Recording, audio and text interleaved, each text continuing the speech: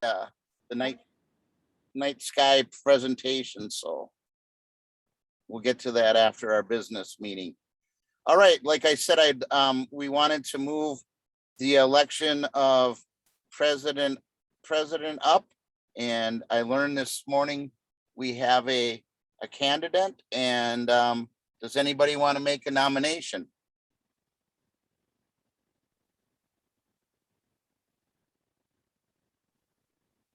I'll nominate Jim Winkler. I'll second it. There we go. Nomination made by Michelle and a second by, was that Carolyn? Yeah, that was me. Yep. All in favor of, or wait, do we all in favor yet, or do we have to go through more? You have to open it up for Yeah. 3 times. Yeah. Any other nominations for president? Say, Steve, Yes, sir. I just wanted to say something about it. Okay. I found out I was on mute. I don't want to step on anybody's toes. I'm willing to serve if no one else is interested. But some of you folks have been involved in this association much longer than I have, but I am willing to serve, but it's up to you folks. Yep. No, not stepping on my toes. I said I'm pretty happy with where I'm at. So okay, any other nominations for president? Any other nominations for president? All right. Seeing as we have none, all in favor of voting in Jim Winkler as our new president, nominate by saying aye. Aye. Aye. Opposed? All right. Thank you, Jim. All right, All thank right. you. Do you want me So- to continue with the meeting or do you want to continue with it? Well, why don't you go ahead, sir? Because I'm slowly losing power, and I may be cut off here in a minute. So why don't you go ahead in case I lose power? All right, sounds good. Well, thank you, folks, and you guys can all help me along as we move forward. Next item on the agenda is the election of a representative to the Wisconsin Land and Water Board of Directors. I'm going to ask Michelle to give us a little brief on the role of this position, if you would, Sure, Jim. Or- or Steve, one of you. Yeah, Steve, did you want to, or maybe Carolyn's got quite a bit of I was going to experience. say Carolyn had, and she even had some names for us. Great. Carolyn, would you Sure. mind? Sure. I can say a few words about the representative. This person has to be an elected person. So, somebody on the county board who serves in Land and Water Conservation Committee. And the alternate has to also, and then in part B, there's the staff representative and the alternate. So basically, the board of directors meets with, others from the state periodically, probably 6 times a year. We talk about the statewide issues with land and water. And then we are a liaison between that body and this one. So it is pretty interesting. I've been sitting as the staff member, and you do get to learn, quite a bit about what's going on statewide. So I would encourage anybody that has that interest. Okay, thank you for I'll that. also jump in. This is Tom Bove from Lincoln County. Our current representatives are Carolyn, Bob Mott, Paul Daigle, and Jerry Zastro. So those are our current representatives, and Paul Daigle is obviously retired, and Bob Mott has stepped down from president So we need to elect new people anyways, but those are who they are currently. Jerry Zastro from Portage County is also not on the county board anymore. Okay, thank you. As far as the staff representative, I would be willing to stay as that person. I know that's different from what some of you have heard, but I've decided to stay on if you'll have me. Okay, do we need to make that as a formal motion? Because I don't see this on our agenda. Yes, this should be an election, so it would be a motion, or at least a nomination. Yeah. So All right. right now, I think we're talking about the LCC member. So that person has to be an elected county board person that would Okay. serve, you know, for this body to the statewide land and water board. And that's different from the land and water board that meets in Madison. This person is a representative of the association. All right, so we're taking nominations for LCC representative at this time, a county board member. Do I have any nominations? I Are would there a- nominate Jim Winkler. I would second that. Okay, we have a nomination for Jim Winkler and a second. Are there any other nominations? Are there any other nominations? One last time. Don't all jump up at one time now. Are there any other nominations? All right, I guess we can close nominations and ask for a unanimous support for Jim Winkler to be the representative. Aye. Aye. Aye. All right. Okay, I guess the ayes have it. Anybody against that? All right, thank you. I'm not sure what I'm getting into yet, but we'll feel this out as we go. I'm going to be looking to Carolyn. You said you're going to stay on as the The technician LCC member, yes. position. Yes, I'd be interested. All right, so then I'm going to be looking to you for some direction and guidance. Sure, no problem. All right, let's go move on to an alternate. In case I could not be at a meeting. We need a nomination for an alternate. I would nominate I Linnea second Newman. that. I'm sorry, I didn't catch that. I would nominate Linnea Newman. All right, I thought I'm sorry, I thought somebody nominated Bob. Did I miss that? Did I hear that incorrectly? Bob Mott is no longer on the county board. Oh, okay, my mistake. I thought somebody nominated Bob Tomei. Oh, Bob Tomei? Yeah, Yes. okay, we have Bob Tomei is an alternate. Any other Yes. nomination? Bob, will you accept that? Yes, I will, Jim. Thank you. Thank you, Bob. Any other nominations? Jim, Any other- Linnea, are you still willing to be a nomination there? Or? I would say no at this time because I am so new. I don't think I would be enough help right now. It's not a lack of willingness, it's a lack of knowledge at this this time. Catch me later. Okay. We're just glad you're here. Yes, very much. Thank you. All right, thank you, Linnea, for that. Any other nominations for alternate? One last time, any other nominations? Then with that, we'll close the nominations and all in favor for Bob Tomei as the alternate, say aye. Aye. Aye. Any nays? Thank you, Bob. Thank you. Thank you. Okay, now let's move on to 2022 summer tour, Florence County. Hold on. I Yep. think we need an alternate for the staff rep. Yes.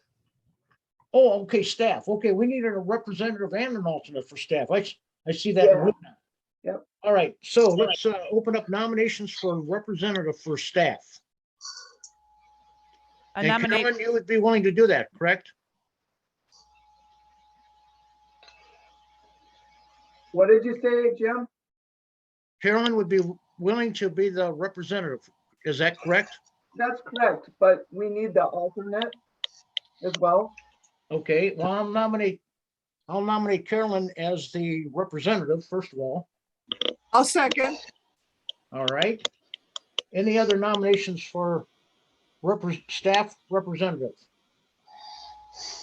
Any further nominations for staff representative? One last call.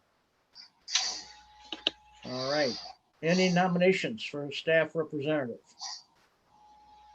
If not, we'll cease nominations and give a unanimous casting for Carolyn Scholl. Did I say that right? Yes, you did. Okay. Aye.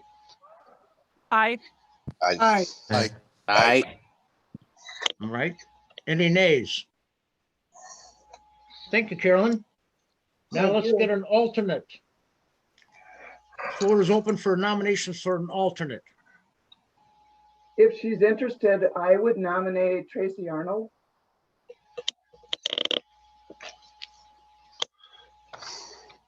Is Tracy on this morning?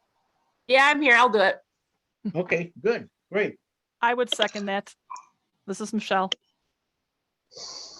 All right. Any other nominations for alternate? Any other nominations for alternate? One last time.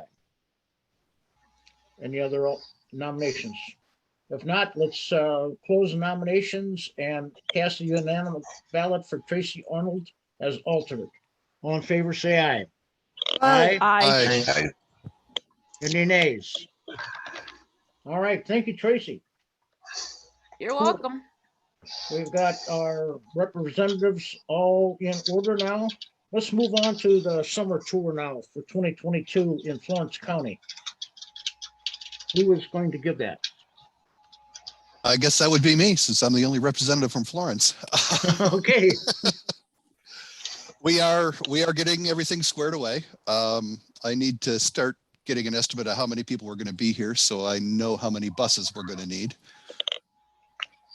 Have some, I think, some good locations picked out for us. One I want to kind of hold back as a surprise, but So, what's the date that was selected? Sorry, I missed that. that was August 12th. Okay, thanks.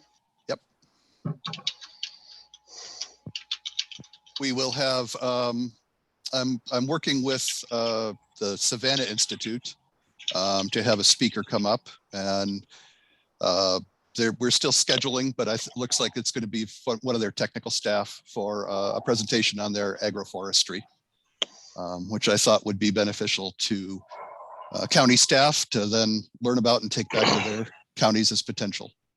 So they will be here. They will be one of our speakers. I'm still working on trying to arrange another, but it may be an invasive related discussion. That's where we're at right now. All right. Still working on food. That's always an issue in Little Florence County. I'm sure it will come from Michigan. But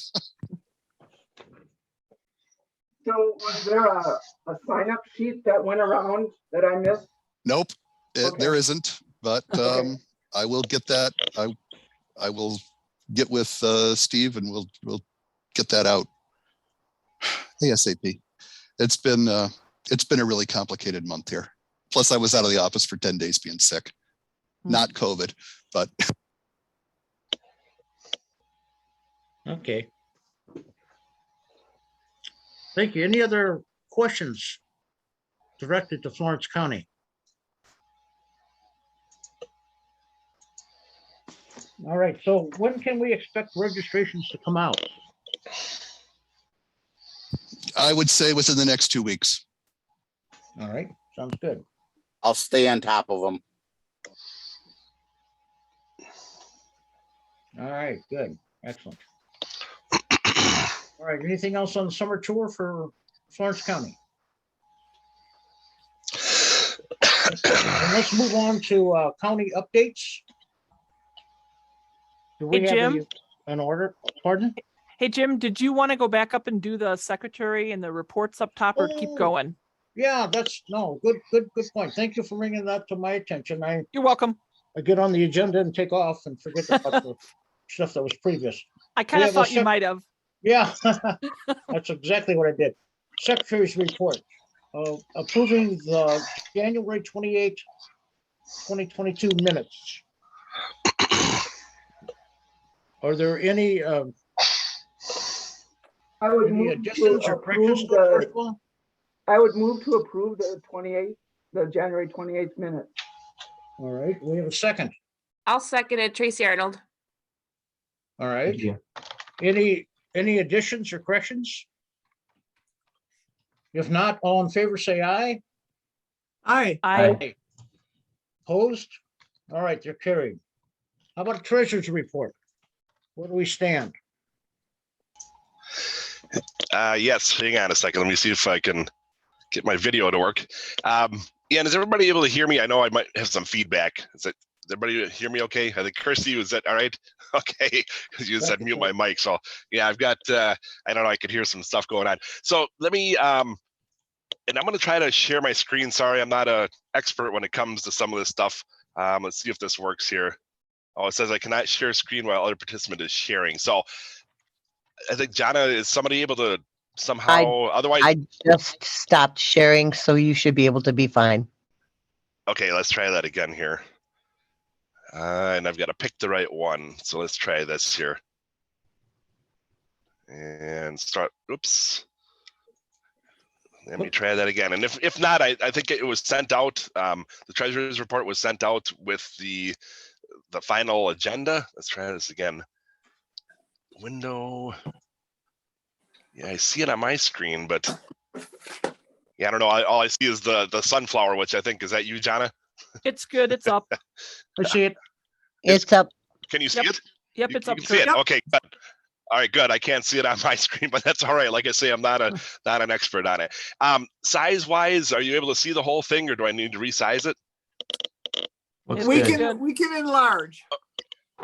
All right, great. So, all right, so looking at the treasurer's report, and this will kind of play, I think, the next budget, or excuse me, the next item on the agenda is also the budget, and this kind of plays into that. Is that if you look at it, we haven't had a whole lot of expenses, because of virtual meetings like this, and that seems to be kind of the common theme for the last couple of years, is that our expenses are way down without having, like, this meeting. I'm not aware of any expenses for this one. Revenues are in line with where we should be at. If you look at the far right column with the balance forward, there was no expenses since, or I'm sorry, at the first meeting we had back in January, there hadn't been any expenses or revenue taken in yet. If you look at the top right column, that's today's date, that's where we're at now. We've taken in the $1,800 for the association dues, all counties paid. We had some expenses for the winter meeting and contest, $653, and then the Envirothon donation of $300. So right now we're looking at $1,800 revenue, $953.29 expenses. And we're going to be down again, I think, and that'll move us into the budget, I guess. Next is that we need to figure out if we're going to be continuing having virtual meetings. Do we need to readjust the way our dues are? And I guess I don't know. I can't foresee the future to know if this is going to continue or how we're going to handle things. But I don't know if anybody had any questions. We're doing great right now. Our balance, if you look at the far bottom right, balance and checking is $8,483.39. We also have the CD that was started, I believe, in 2017 or 2018. That has $5,101.83 in it. So we've got plenty of money, and the common theme is that we continue increasing our bank accounts every year because we're having a lot less expenses than we used to. So at this point, is there any questions on the treasurer's report itself? And if not, we'll probably have to approve it. And then I think we're going to jump into the budget and we can have a little more discussion on where we want to go in the future. So does anybody have any questions? I just had a question, and that was, regarding the bank, so the signature transfers have happened and everything's good Yep. there? Okay. Yes, they are. However, Bob Mott was listed. It was myself. We're BMO Harris Bank. It was in Eagle River, I believe. Now I'm doing banking out of Wausau. I'm on there for signature authority. Bob Mott was, but we're going to probably need to have. I think Jim added as I don't know how many times the president or anybody else signs checks or whatever, but I think they should also be listed, on the primary signer. There should always be two persons listed in case one goes away somehow. Yeah, so what I'll do is I'll in the near future here, I'll contact the BMO Harris Bank in Wausau, find out what the process is for Jim getting. I don't know, Jim, do you have a local BMO Harris Bank in your area? No, I think we have Peoples and No, we have there is one, Jim. There is a in Rhinelander. oh, there is one? Okay. Yes, over by Tops Tire. Oh, okay, that's BMO. Oh, okay. I never paid any attention to it. Drive by there the time I come in. All right. Yeah. So what I'll do is I'll find out, and I can keep in touch with you, Jim. I'll find out what the process is. I'm sure you'll be able to sign at your local bank. Like I was able to. I didn't have to travel to Eagle River to get my stuff transferred over to Wausau. They were able to do things electronically and things like that. So I'll find out with them in Wausau, and then I'll work with you to get your signature authority on the account also. Okay. Thanks, Kurt.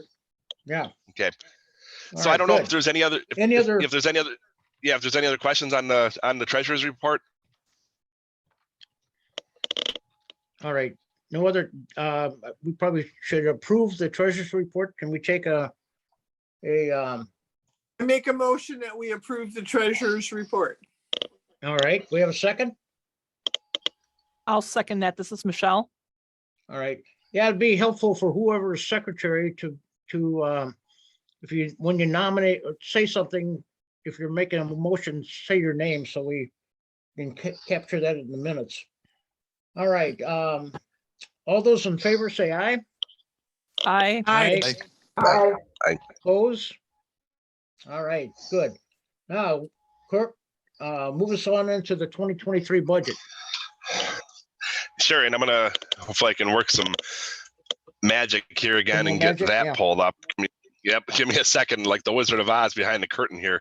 So hang on, I need to resize this. Are you able to see my screen again? Now this is a little more busy. I can hide some columns here, but can people see it's an Excel spreadsheet? Not able to see it? Okay, hang on. Not Let me yet. try.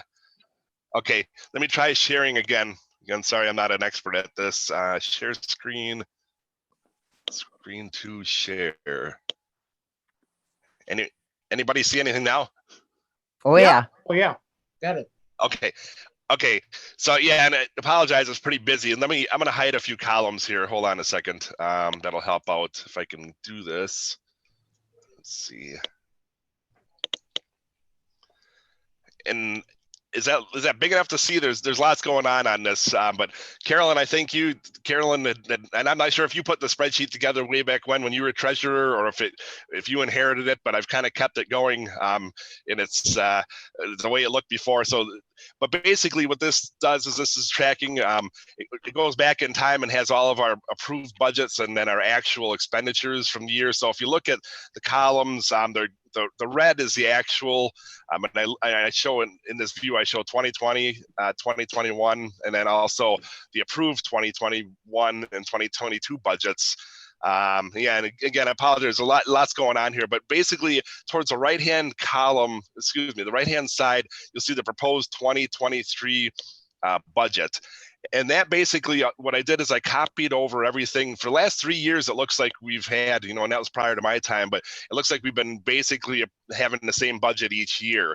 And by doing that, with since 2020, with COVID starting and having virtual meetings again, we've been increasing our revenues along the way. So I guess we need to debate, do we need to adjust our dues? The only other operating expense that we're going to have, if you looked in column N, that's the second column to the right, is the potential of liability insurance. And I know Matt Krieger's on I believe he's on a meeting here. He had sent out, and others may have seen that too, that there's now a recommendation for the summer tour, because they're going on private, farms, private individuals, properties, things like that. There's a recommendation to have liability insurance, and I believe from looking at what Matt had put out is probably in the neighborhood of $500. And Matt, I don't know, are you still on the call if you wanted to mention anything? I'm here, Kirk. Can you hear me okay? Yeah, we can see you. So I don't know if you wanted to mention a little bit more. I'm not sure, was everybody, I forget who all had received the email, if it was just the officers or if everybody else had seen it too.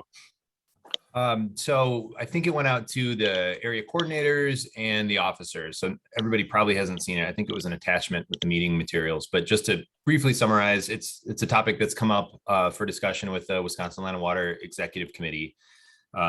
Some people have asked questions about it, but basically we've been looking at the issue of liability insurance for area associations as you all do your summer tours. And Wisconsin Land and Water had conversations with our insurance provider about what some best practices and recommendations might be on that. And so I sent a memo around recommending that area associations at least have a discussion about this kind of topic of liability. There's been nobody's gotten hurt on tours, but going around farms or some areas have people getting in canoes or kayaks and stuff. And we thought it was a relevant thing for you all to consider. Because of the financial independence of the area associations from Wisconsin Land and Water, you all have your independent EIN numbers with the IRS. It does prevent Wisconsin Land and Water from providing any sort of insurance, or I guess including the area associations within Wisconsin Land and Water's insurance. That's something that we looked at. So the memo that I sent out based on our board discussions and our conversations with our insurance provider basically said you all might think about having a conversation about liability insurance. Another topic that's come up as the areas have been considering this issue is, would the host county for the summer tour consider extending a rider for the summer tour on the county's umbrella insurance policy to provide some level of protection? And then the secondary piece of that was if there are private businesses or farms that are being visited, to at least be having kind of a liability conversation with them, making sure that everybody is having sufficient protection in place. So I get the good benefit of being Mr. Popularity, bringing up this always popular subject, but that's kind of it in a nutshell. And I'm happy to answer any questions people might have. So I don't know if anybody has any questions on it, but I guess I would, at the recommendation of Matt and Wisconsin Land and Water, it's probably in our interest to check into a liability policy. Again, it's not going to be any financial burden, I don't think, because we've been, we're having plenty of revenue these days compared to expenses. So I don't know if that's something, again, I apologize, I'm new as treasurer here. So if that's something that has to be approved individually, or if that's just approved as part of the budget, that we would budget $500 for liability policy. And that's something I could check into as treasurer between now and the time of the summer tour. I guess that anybody else, Carolyn, you have more treasury experience than I do. Is there anything we need to do to make it official, or we just include it as a line item in the budget? No, you're doing fine. We've never had this line item, but I can see that it would be a benefit to have it, considering all the counties, the comment about, the counties maybe taking it on as an extension, being that all of them would be different and we'd all have to go to our LCCs to, have that approved. Yeah, Um, it seems to me that it'd be more streamlined if the association just had a policy versus each year trying to extend the county's Right. rider or whatever it might be. Right, I This is, agree. I do this have is a Tom question. Bovee from Lincoln. I have a question for Matt. Is the concern here for public at these, summer tours and things? Because I think most counties have liability insurance for their employees. And most of the time, these employees are going to these meetings on behalf of the county. So I think that their insurance would still cover them. What is the real concern here?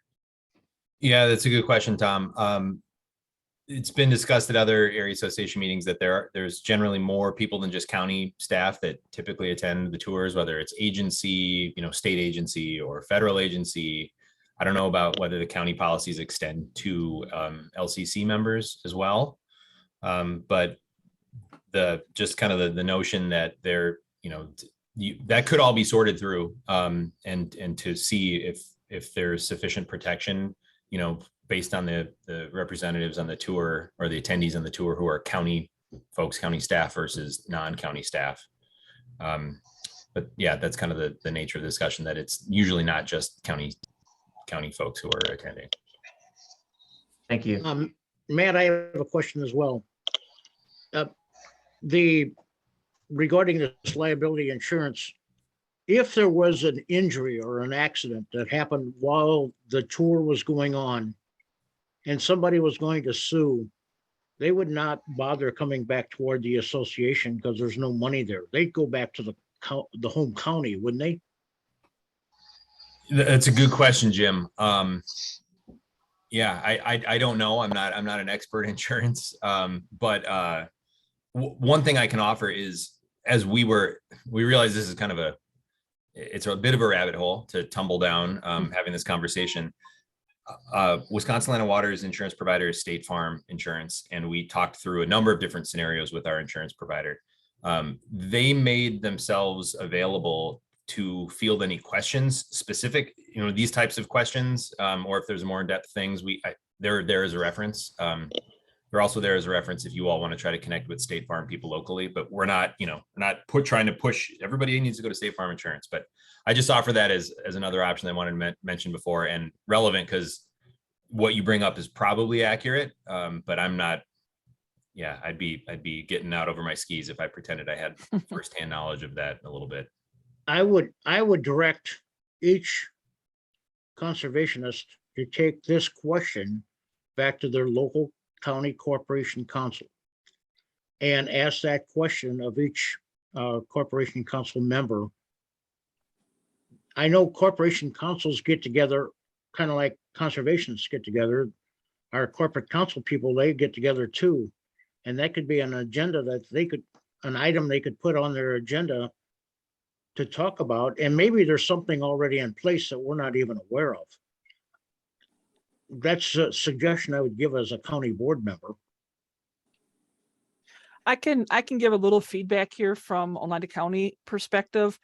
We ran into a little difficulties renting a bus with our corp council, and they in the contract between the county and the bus, the business, we ended up we could not hire the busing, the business. So it was a little bit confusing, our corp council, and it was a liability issue. So we ended up, I don't remember, I think we went through Lumberjack, RC&D here to actually do the busing. But we have run into this already. This is the last time, I think it might have been one of our tours here a few years back. So it is a kind of a touchy subject, Jim, and group. I don't know. I don't know what we're all going to find out from each corp council, but I know we have run into a busing issue already with it. Okay, thanks. Thank you. We are, well, as the host for the summer tour, we are also having an exotic pet surrender event the month before. And they had to provide their own liability insurance for that. I know that our county policy wouldn't extend to an outside entity coming in. And that's in a lot of ways, that's what the North Central is. So I think that North Central needs to look at their own liability insurance for this. I mean, I've just gone through this with my LCC over the last month, so. Yeah, I have a comment too. Usually the summer tours, or I shouldn't say usually, the summer tours are hosted by the county. The county LCD or the county LCC. And then, other counties come in as guests. So I think what Jim brought up earlier here, being that all the counties will be covered. Yeah, it's kind of confusing. Because it's not North Central that's hosting the event, it's the actual county.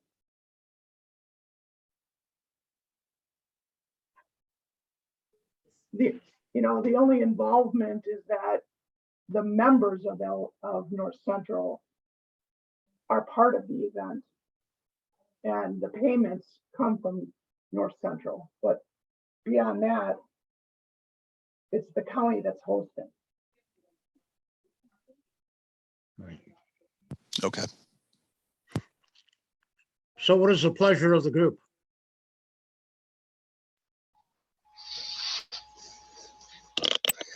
Good question. Like I said, from a financial standpoint, I don't think it'll be a burden. So if we think it's something that is easiest, that the association have a policy, as long as that protects. I understand what Carolyn is saying about, it's individual counties hosting. I don't know if Matt has any comment on that. I assume, Matt, you talked with the State Farm, I think it was your insurance agent, and he thought that the associations would be covered that way. But is it more individual counties? I don't know. I'm just kind of scratching my head a little, trying to figure the best thing. Yeah, I mean, I think it would probably be worth somebody who has a little more expertise, having a conversation with somebody who has a little more expertise in the subject. This issue of who is kind of hosting the tour has come up at other area association meetings. And I think where we came down to on that was that it was an area association tour, but hosted by the county, that it's usually promoted that way. But I mean, this is really where you get into the semantics and definitions of these things. And I don't know where the liability lies between those two things. How much, if it would be interpreted that it's a county event versus a area association event. I think our thinking had been that these were area association events, but this would be a good thing to get an interpretation on, I think. I would. Matt, is it? Oh, go ahead.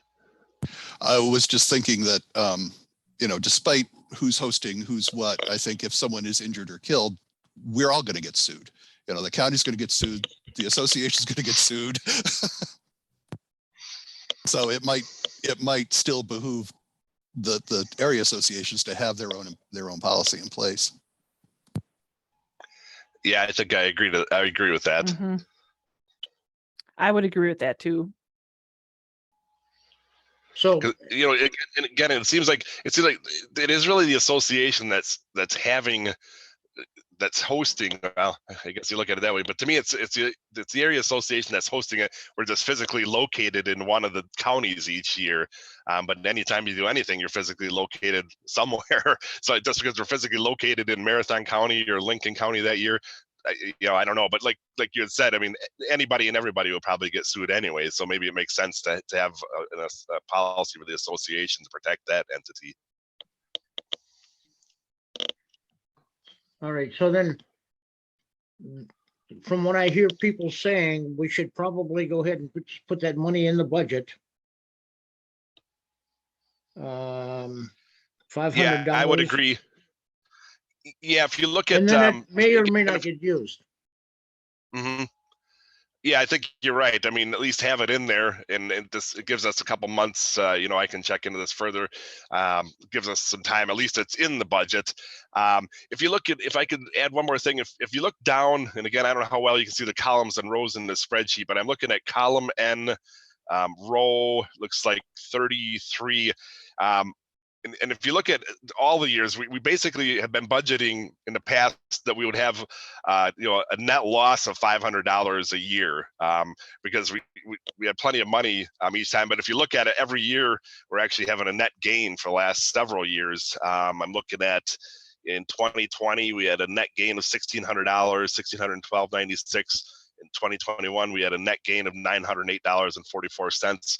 So, we're pulling in plenty of money. I'm not concerned about that, but I guess the broader topic or discussion here too is that not only with this $500, right now, if we budget it in and we keep everything the same, we're slated for a $1,000 loss. And again, I'm not a financial guru here, so hopefully I'm using the right terms, but if everything worked out in a perfect scenario this year with our budget, we'd have a $1,000 loss, including that. But again, we're so far ahead on revenues compared to expenses. I think we're going to come out ahead again this year. So it's not going to be a financial burden, but I guess as part of the whole budget development and discussion process here, we still need to determine, even though we're proposing this $500, do we need to adjust anything, or are we fine with continuing to increase our bank account every year? All right. The other thing is, I don't know, since we're a nonprofit, is there, again, that's why I'm not a financial guru. Since we're a nonprofit, is there anything that says we can't continue making, we're not profiting on it, but we're increasing our revenues every year? I don't know if somebody else has any knowledge on that. Do we get to a point where we're not, we're making a profit every year? Is that something that shouldn't be done?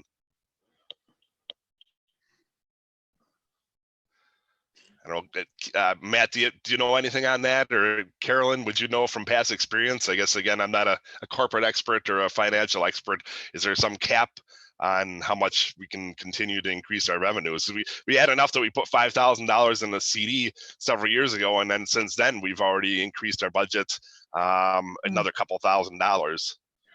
This is Chris Arrowood. I would like to point out that the NFL is actually a nonprofit, and you're allowed to make profit as a nonprofit. However, the difference between any other business model and a nonprofit is you can't end the year, with a positive balance and then ascribe that money to an individual. You can't say, well, good job, Kirk, you get the bonus. You get everything we didn't spend. It has to be reinvested into the purpose that it was generated for. Yeah. Okay. Yeah. Thanks for the clarification on that. I understand that makes sense. Nobody's personally profiting from it, but I guess, and I don't know, Matt, would you know from a state perspective, or maybe, how is our budget in line with other area associations? That's a good question, Kirk. I would agree with what Chris said. I mean, it's really where your funds, I don't know, I'm not aware of any sort of a limitation of making, profit on, as a nonprofit. It's just what you spend your money on. As far as you guys with other area associations, I believe you probably have a little bit more cash on hand than the rest do. Yeah, process wise, I don't know that others have a CD account established or anything like that. So that might be unique to you guys, but I'm not 100% sure. Yeah, it's not like our dues are excessively high. It's $200, so it's just a function of where we have so few expenses the last couple of years because of virtual meetings. I think the other thing is, if you look at under the operational expenses, I'm somewhat new to this, even though I've been around a long time, but kind of new to the activity with the organization. But I'm not sure when the last time was that we had an NACD, national. There's a national meeting stipend. There's an NACD regional meeting stipend. Wisconsin Land and Water Delegate. We had $750 for that. To be honest, I'm not sure exactly what that is. We haven't spent any money in those line items in the last couple of years. So maybe somebody that's been around longer would possibly know. If you look over to the left under the 2020 actual and 2021 actual. I can go ahead, comment Carolyn. on that, Kurt. So in the past, in our bylaws, we have an NACD member, or had one, that was active and traveling as such. So we did have that stipend put in our budget for him to travel. We haven't had one since, and that was Tom Rudolph. As far as the Land and Water Delegate, that was for the LCC member or the alternate to travel to any of the Wisconsin Land and Water Association meetings. And that was only for the LCC member and not the LCD member, because it was talked about at that time that the LCD member would get reimbursed from their county. So yeah, I'm not sure what everybody else's thoughts are. If we maintain those as line items, do we reduce the amount, or do we think we're going to have expenses in those line items? Like I say, let peek back farther. Bear with me here. I do have a question. Just looking at Kirk, when you had brought up that we're looking how the budget sits for proposed 2023, we're sitting with a net loss, right? Yes. Of Yep. $1,000. So I just followed back. I see we've kind of carried a net loss over the last few years. Is there some reason that we're setting this might be a Carolyn question. Is there some reason that we're setting up the budget to show a net loss? I mean, I guess I would feel more comfortable if we're coming out with a zero, that we're not showing a net loss, or at least a net gain, or a zero would be probably the most comfortable place to be at. Because now we've just added another 500 because of the liability. Now we're looking at a budget that we're telling, and I know we have money, but I mean, just on paper, it just makes me more uncomfortable to show that we're making a budget that shows a net loss. Yeah, I would agree with that. It was just the way it was set up originally. We can take it out. And that was based on what we had all, put in for revenues and incomes. And then, but we can change those as well. Yeah, I think, I'm sorry, go ahead. Oh, I was just going to say, Kirk, I can offer a little perspective too on the NACD budget lines. I think also Dave Solon was as Wisconsin Land and Water's board chair, was quite involved with NACD too. So he was actively traveling to NACD regional meetings and annual meetings, and both with the board travel. So your budget line 23 there, the Wisconsin Land and Water delegate, and the NACD travel. What the state association has asked in the past is that the area, that the area has some benefit to that. So to provide some level of funding for board member travel or LCC travel to board meetings, and also NACD. But that's generally our chair and our president who are really active on the NACD front. And who knows what's going to happen with our board leadership elections, which will happen at our board meeting on July 14th. But that's the reason why I believe that was budgeted for and unused, because Dave was moved on from his position as LCC member and board chair. Yeah, and he chose at that time not to take reimbursements. Okay. So, maybe we keep those line items in there, but we reduce the amount of them. I mean, that's why we're showing a net loss. If you look at basically that operational expenses, the majority of that, well, let's see, $700, $1,000, $1,200 of that is, let me follow class. Actually, no, it'd be $1,100 of that is the Wisconsin Land and Water delegate and NACD meeting stipend and the NACD regional meeting stipend. So maybe we keep those in there, but we reduce those. If we were to zero those out, we'd no longer have a net loss. We'd actually have a gain of $100. I agree with the idea. Yeah, I think so too. The other thing too is if you look at the meetings again, and maybe we'll be doing more in-person meetings again, maybe we leave those. But the last several years we've had basically no meeting expenses for the spring meeting. Let's see here, that's the main one I'm looking across here. The winter meeting, we've had some expenses because that's the contest one also. But so maybe we'd leave those alone, but we reduce or zero out, I guess. I don't know what the pleasure of everybody is, the line items for those NACD and Wisconsin Land and Water delegate. And just a bit of insight on the spring meeting. We had inter-office here. We had originally started out thinking that, hey, we're going to bring everybody together and we're going to have a lunch. This is really cool. And then when we kind of tallied and polled everybody, most everybody, like 90% of the group wanted the way we're meeting right now. So just so everybody kind of knows there that was, we went this route with the membership wanting to go this route. And maybe that's the wave of the future, is maybe we only have one in-person meeting the summer tour now. I don't know. I assume in the past, and again, I'm somewhat new to being active in the association, but I'm assuming in the past, all meetings probably were in person, where we had lots more expenses then. Mm-hmm. But maybe because we don't know, the future yet of COVID and kind of the new working reality, maybe we keep them as is for another year and then look at them next year. I don't know.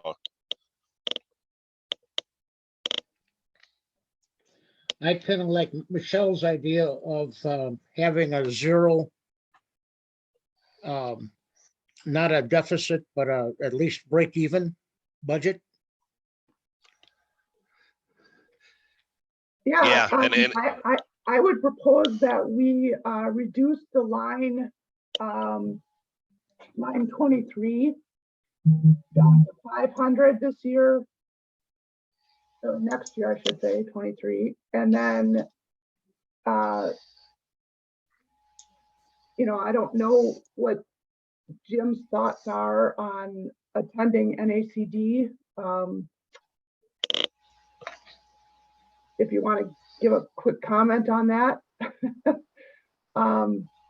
because then we could reduce those lines as well for this coming year. I guess my comment on that is that I would probably want to go this year to find out what it's all about. And unless it's done virtually, and I don't know that at this point, but if I were to do that, I would assume, I think I could do that through our own county board, I would imagine. Actually, Jim, I think you are correct. I think I don't know how much you can get. I can't speak to that, but that was something that you wanted us to check into for you before. So yeah, I don't know. Like I said, I don't know what your limits are or whatnot there, but. Yeah, I don't know what they are either, because it's each county board, that's a separate line item in the county structure. The county board is all per diems, that sort of thing, come out of that one line item. So let's but why don't we go ahead and just reduce that by what do we need? $500 or $1,000? What do we need here? 1,000 is what we're a gain of 1,000 right now. Okay, so we're going to take $750 out of line 23, and where are we taking the other $250 out of? The line 24, the NACD national meeting. Yeah, I don't think from what I'm hearing from Matt and Land and Water, I don't think they want us to zero out the delegate budget, the stipend budget for line 23. So for line 24 and 25, that was for travel expenses to national level meetings, including food and, gasoline and or airfare.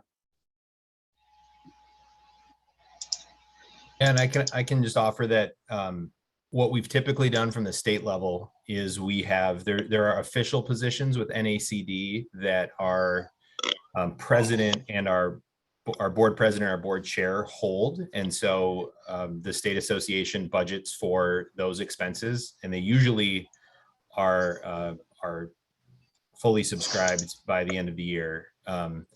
That isn't to say that other board members shouldn't go to NACD and take in the experience and that sort of thing, but just that the state support is prioritized toward those board members holding official positions.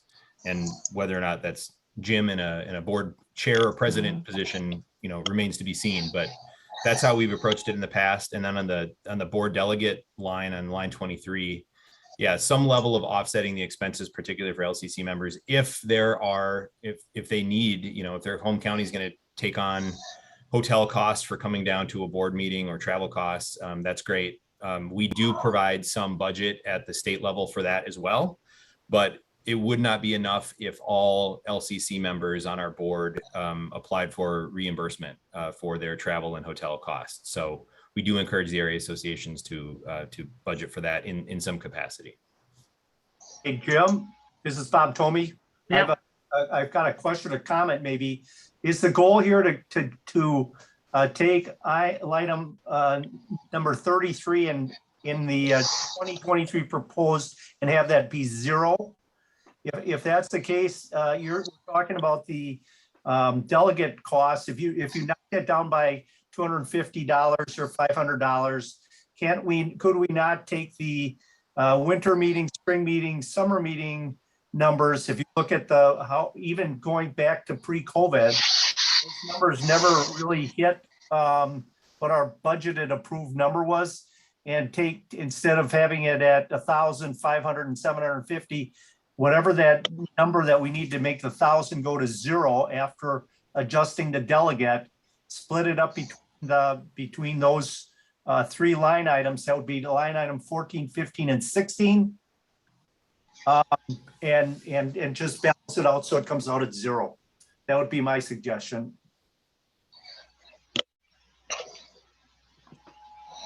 I would agree with that personally. This is Tom from Lincoln. That makes sense. Thanks, Bob. Yeah, Bob, thank you very much. So apologize. If you look on the far right-hand column, I'm going to be trying to record what we're actually approving. It was listening, but I was also trying to format things. So you were talking about the line 14, 15, 16. So we're going to adjust the meeting expenses. Is that correct? Yes, because you've taken out $250 out of the 1,000 already, right? Yep. So Yes. we're 750. So my suggestion would be take $750 and split it up. You could do it proportionally or just randomly take a number out of the 1,000, the 500, and the 750, and you take out $750 out of that $2,250, and you balance it out, because our actual expenses, even pre-COVID, never came to that level. So are we looking like taking 250 out of each one of these? Make sure I'm following this right.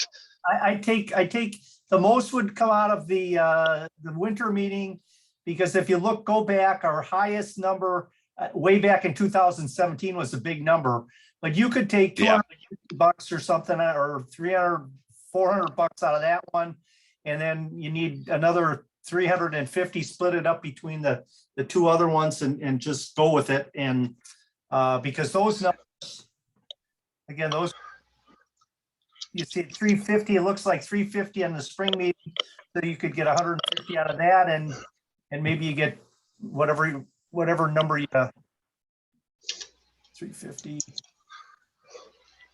So now, Well, the spring reorganization meeting, there have not been any expenses for that for the last couple of years, correct? Yes. So if you zero that one out, yeah, but they were. this is our spring meeting, right? Right today? Yes. Yes. And if it's going to be virtual, then there shouldn't be any costs. Is there a cost today? No. All right, so I guess whoever's that's up- hosting, they're hosting it, and that's 0 cost. So if you were to zero that one out, that's $500. You take 250 out of the line number No. 14, that'd be 750, correct? Yeah, I'm going to play with the format here. Sorry, go ahead. Is the group comfortable with zeroing out the spring meeting? Because that would be us saying we are going to go virtual for spring next year. I guess that's the question. I just have to chime in here. I am so done with Zoom meetings that I just can't, I don't know. You know, I have no good reason for that other than the fact that I'm just so over them. So, Karen, You know, you're saying having them virtually, I don't know, it takes out of the experience, if you ask me. But if it's gonna save money for the association, maybe 2 of the 3 that we have in a year's time, it would almost make more sense to have it in the winter. The Zoom meeting, I mean, you know, for traveling, that kind of thing. So like the winter meeting be always virtual, but have the spring and summer in person. Correct. I would agree with Carolyn. I think scheduling things in the spring and the summer are a lot easier than in the winter, at least for making it an exciting meeting. So a virtual meeting in the winter makes sense to me. Yeah, just for Also the like to traveling, point out you know, standpoint too. that we tend to not spend all the money and we're carrying forward this positive balance, and we have that balance in the first place. So if we would decide or go over in one of these accounts, we have money to cover it. Good point, Chris. You would basically be doing a line item transfer between, you know, if you have a spring meeting, it goes over, but you didn't do the winter meeting, it would go under. So you'd line item transfer that whatever number that comes out at. That's really what we do in our budgeting anyway. Mm-hmm. If you just as a suggestion, if you take 1,000 and go to 750, if you take 500 and go to 200, and if you go 750 and go to 300, I think that 250 in the bottom, I think that comes out to 1,000. Somebody should check my math though. Yeah, so again, somebody steer me in the direction to do those. Sorry, multitasking here. Item 15, go to 200. And line item 16, go to 300. So if you take the differences between those, does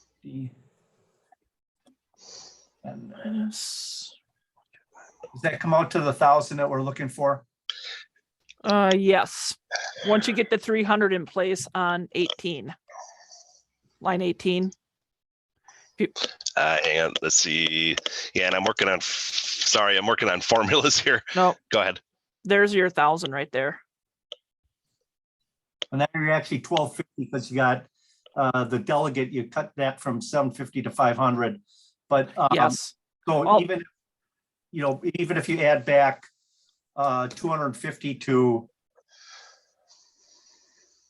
wherever you want to move it, I don't think it really matters.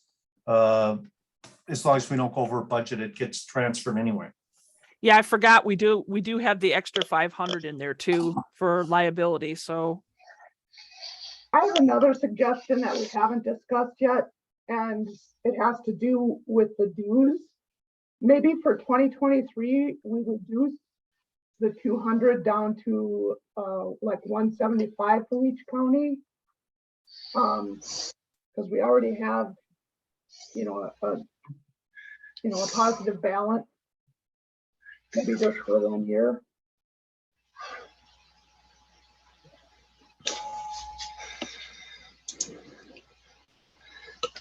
So let's see, I'm going to pull up my calculator. What's 175? Is there 9 counties? I forget. 9. Yeah, 9 counties. 175 by 9. Yeah. Is that? Somebody have a calculator handy? 1575.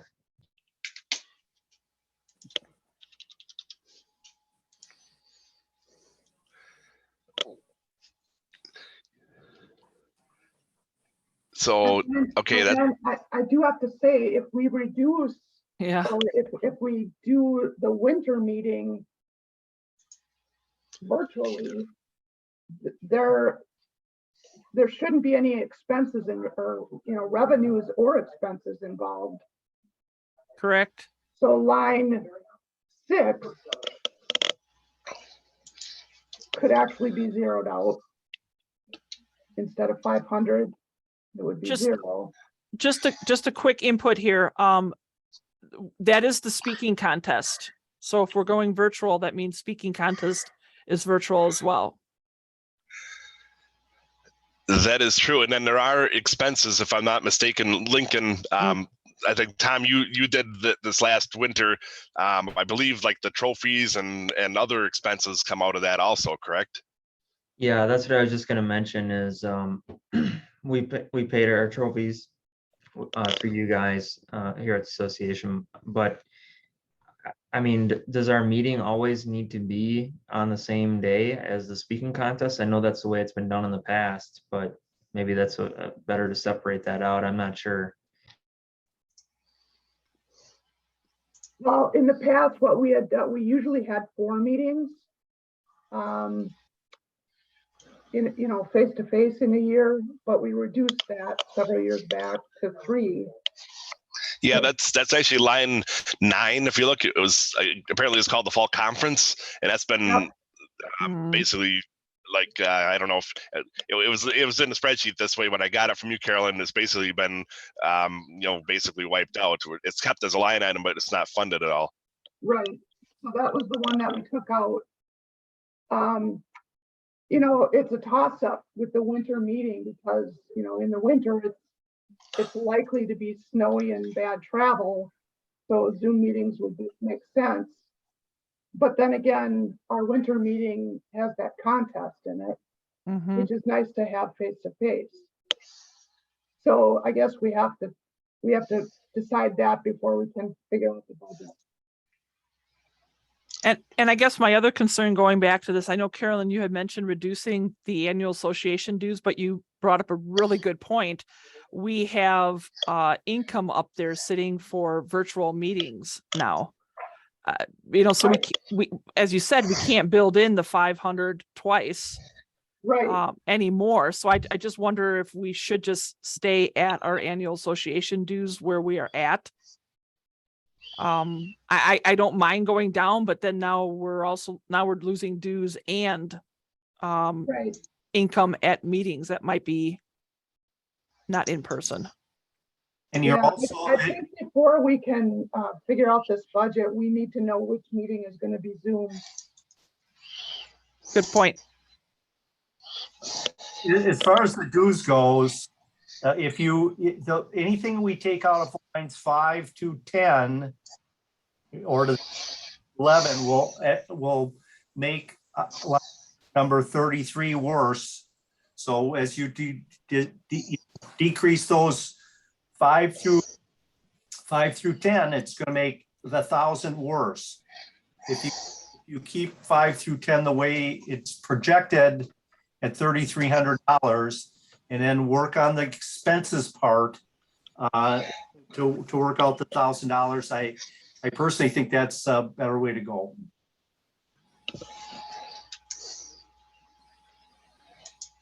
Well, I guess what I'm saying is before we start making all sorts of suggestions on the budget, we need to agree as a membership which meeting is going to be Zoom and which ones are going to not be Zoom, because then we'll know where the revenues and expenses are needed.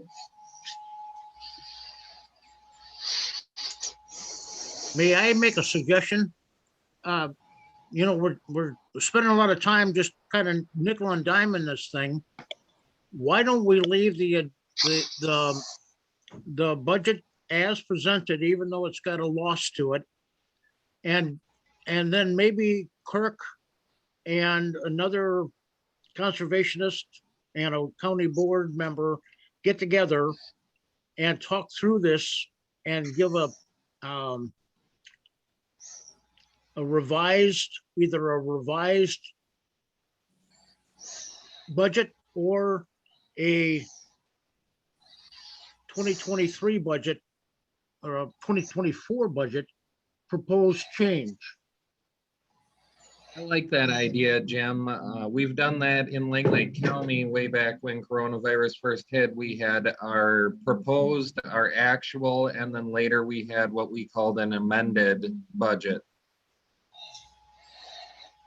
Yeah, we can all of us throw in comments here and there and everywhere. And at the end of the day, we we don't know where we're going to be. But if we get a small subcommittee that can work through all of this, and maybe you can connect with Matt on a virtual call to give input on the national level or state level rather, and kind of work out, because he might have some, I would assume, Matt, with the other regions, they're having these similar kinds of discussions, and maybe there'll be some input that might be helpful to us down the road. I don't like the idea of reducing your fees, your dues. As a county board member, if I see dues are going down, then I'm going to question, why should they go up in the future?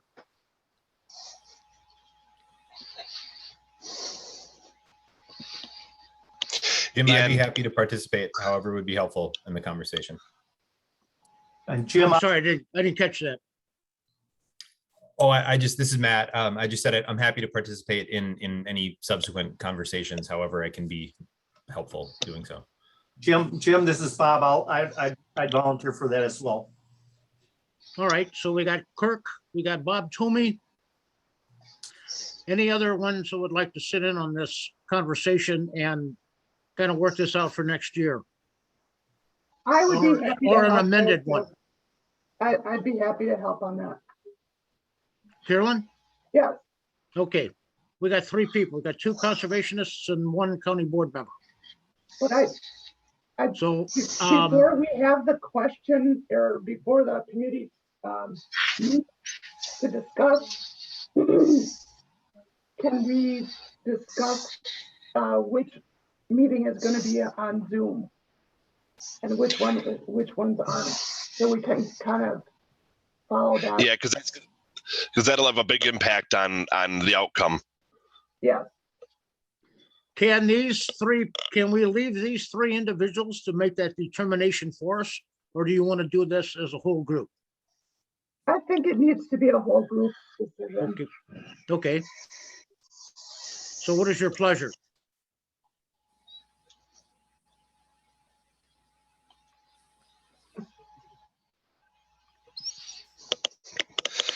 Is there any disagreement to just trying to go back to all in person? Are we all set on that? We'd want to have one virtual? I'd love to have them all in person, but to save money, I think, the right thing to do would be have at least one in Zoom. I would vote personally for the spring meeting to be Zoom. And Carolyn, I have a quick question too. Is this the spring meeting? Is, of course, this is a spring reorganization meeting. Is this when the budget is normally approved or not? I saw somewhere along the way that I thought it might have been the fall meeting, but was it changed then because the fall meeting no longer is? It was changed to the reorg meeting. So it used to be part of the fall meeting, but the fall meeting is no longer. Correct. So it was moved to spring.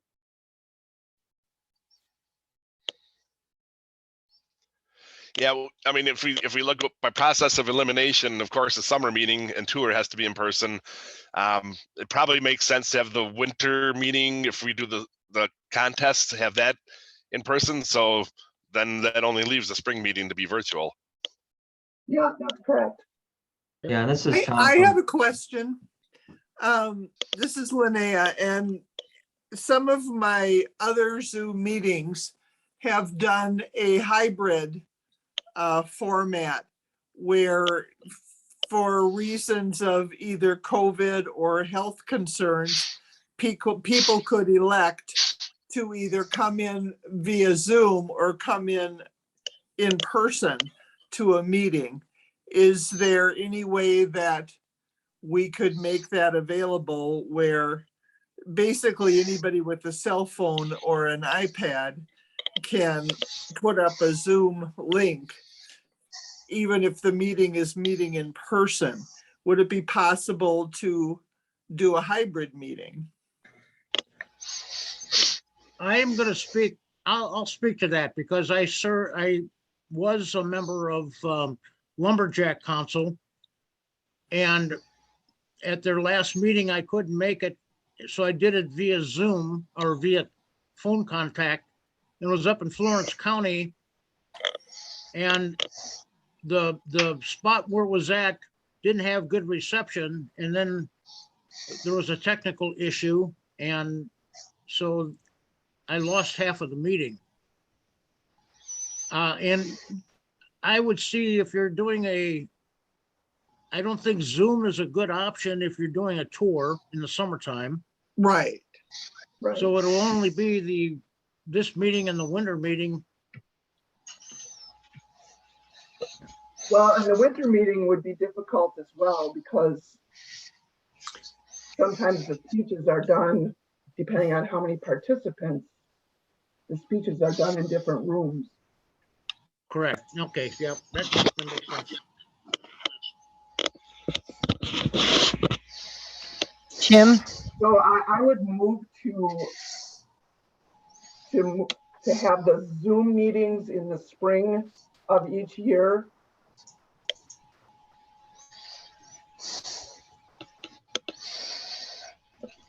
All right, we have a motion to make I take that as a motion to have the spring meeting be a virtual meeting each year. Is that correct? This is Tracy. I'll second that motion. All right, Tracy's got a second on that. Any other discussion on that? The only question I have is if we run back into this COVID thing, is this motion going to allow to take the winter one or the summer one and move it to Zoom?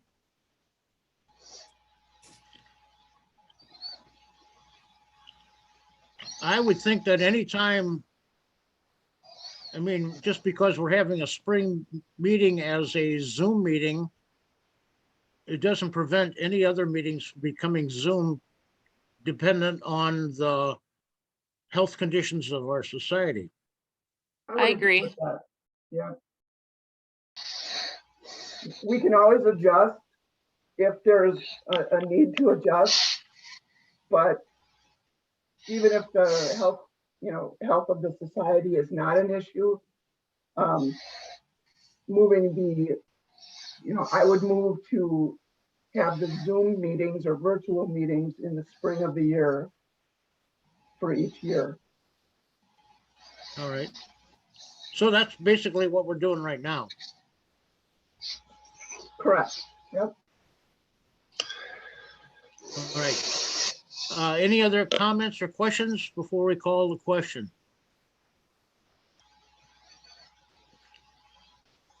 If not, So all those in favor of keeping the spring meeting as a virtual signify by saying aye.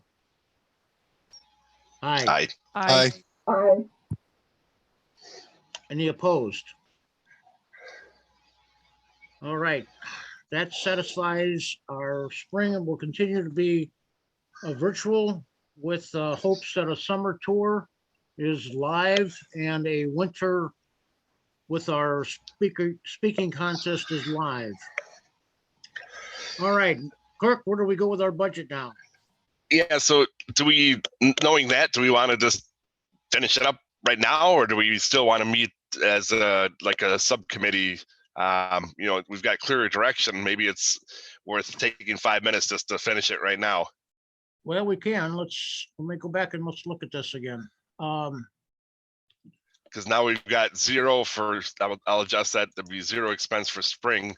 Then we Okay, just so have to decide line so 6. item 15 is a 0. So that takes 500 off. We need $500 more. Item 14, the winter meeting, last year's expense was 217. The year before was I don't know, you take like 250 off of that one. And then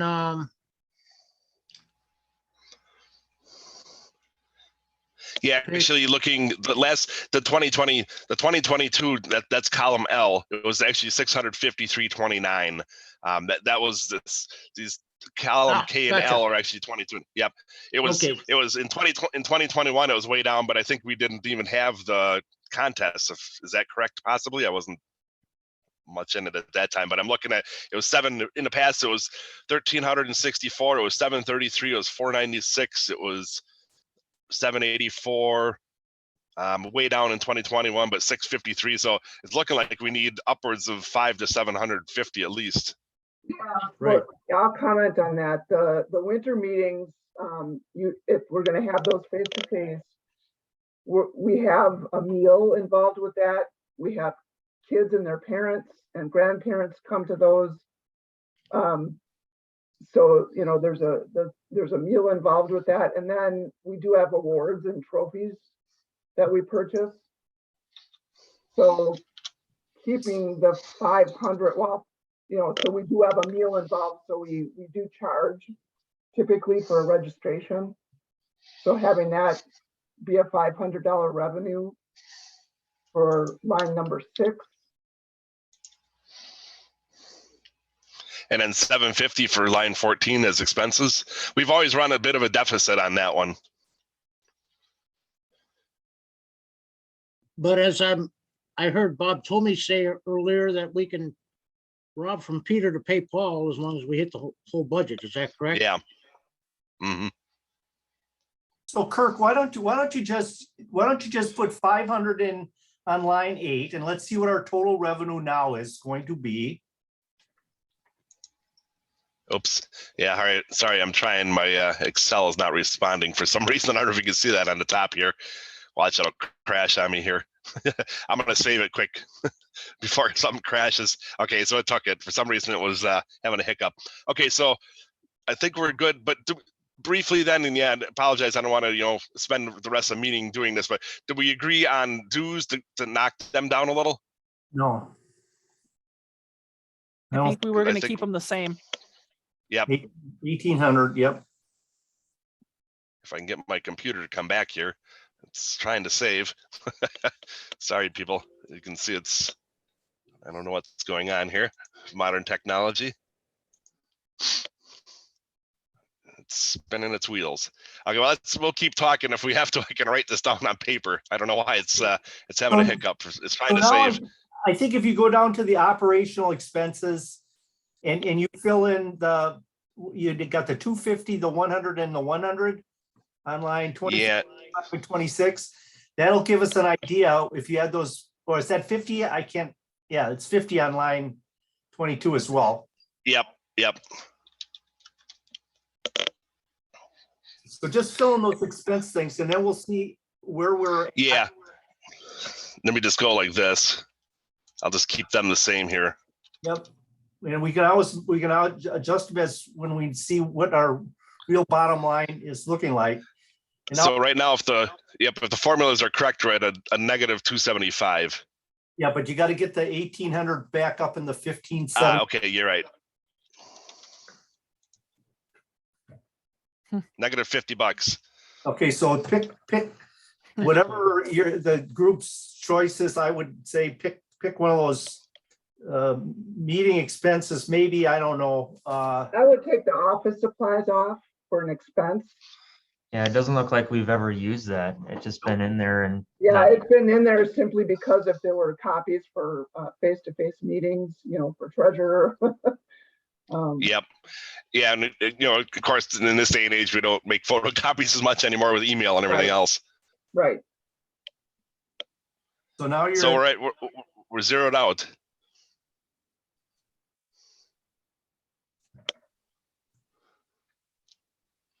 $750. That should So do are us people good. people I happy do with have it? a Yeah. question.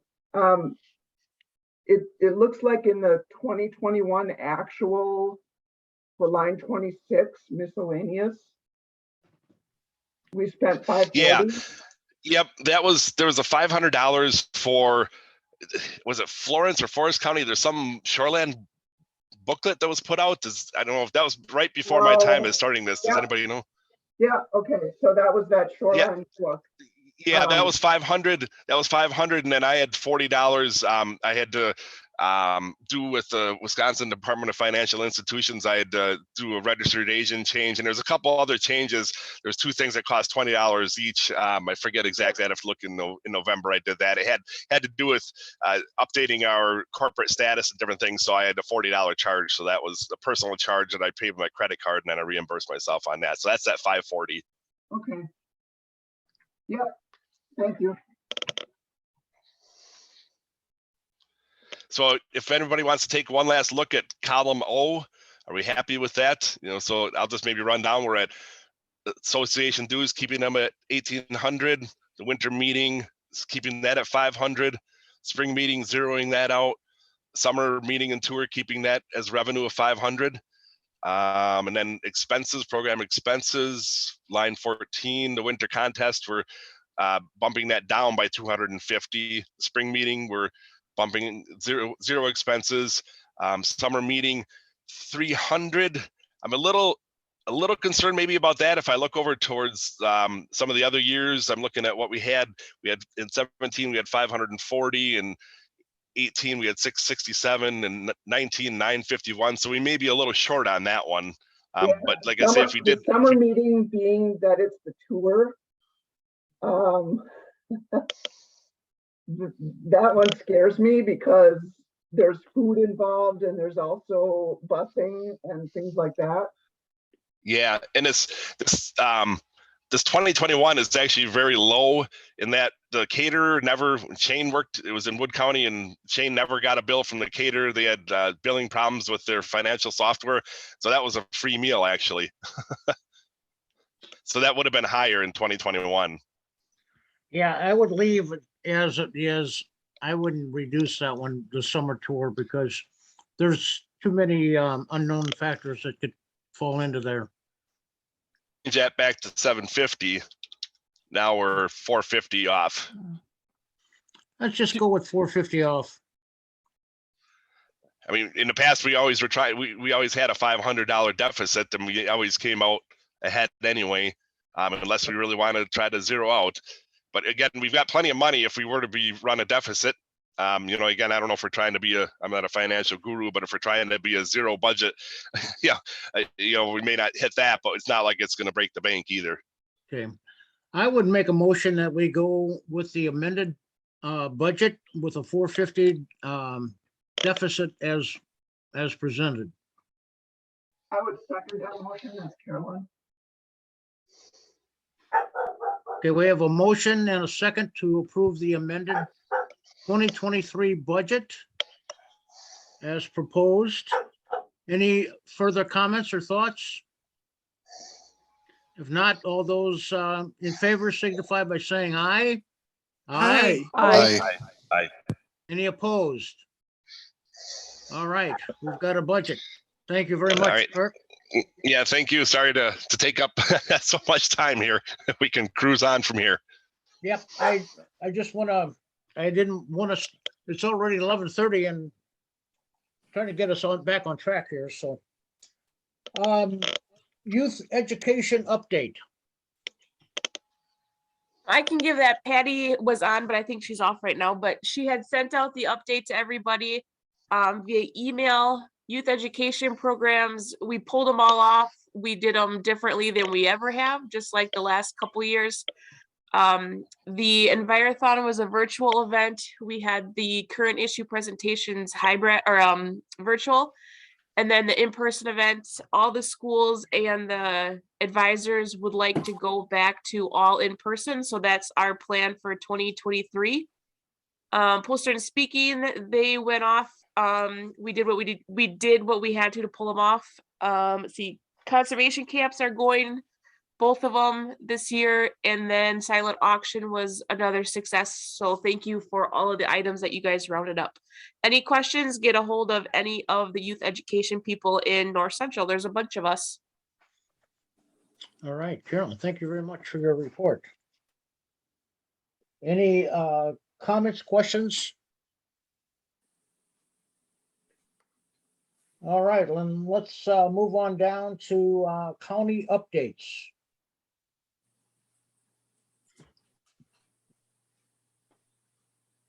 Is anybody still here? We can go down the Hello. list, maybe. Florence County's first, if we go alphabetical. Yep. Okay, hang on. Trying to get my video up and going.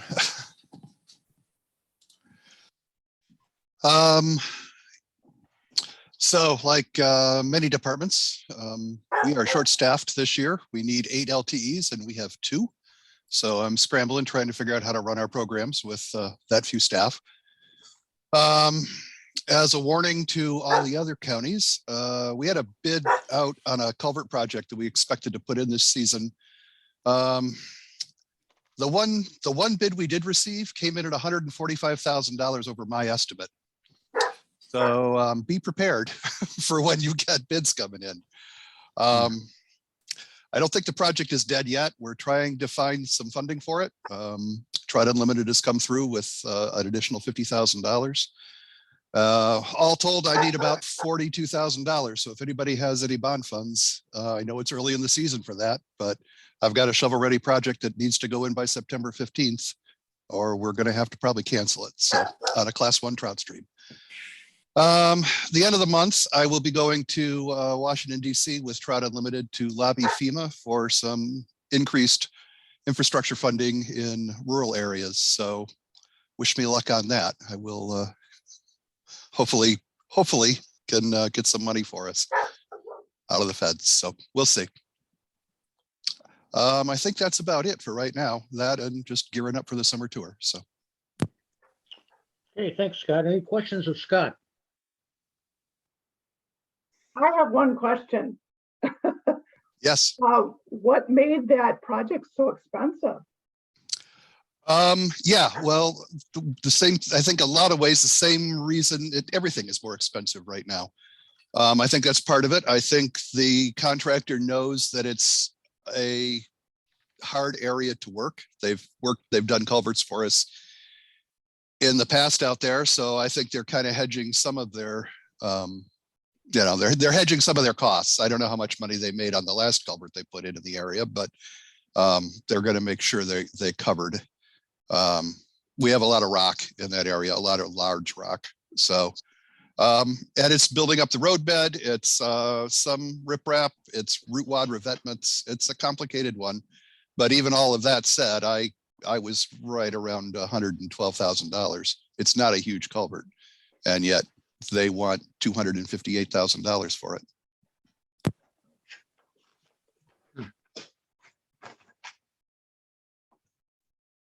All right. Who's next in line? I gotta get these. I guess I am Forest County. Yeah, Forest, okay. Yep. And kind of related to what Scott's talking about. I just learned from our highway department that if you're traveling Highway 32 north out of little town of Argonne, find an alternate route because the Scott Creek culvert it was a project they were going to replace the culvert when the supplies came in. So I think that's driving a lot of it too, is that the pipe and the materials just aren't available. But they had a culvert collapse, so they have to do an emergency repair before they do the actual repair on that culvert. And just like Scott, we're gearing up for our summer cost share programs. We have our one lake in particular, our Butis Lake, and we have landowners on a peninsula that was flooded in the 2020, and they all want to put in fill in their front yards that abut the lake, and they're coming at me and I said, well, you can't do that. And well, the guy down the road did it. So I'm getting a lot of that. And I'm like, well, that guy down the road didn't, he did it, broke the law and did it. I said, I looked at it and I got to say that the guy did a pretty nice job, but he didn't get permission or the permits to do it. So I don't know what we're going to do there. I may be coming to neighboring counties for some advice. I had my first, I guess, manure complaint. Apparently I have I don't know if you want to call him a farmer, but a guy's got 12 cows and they're pooping in the creek.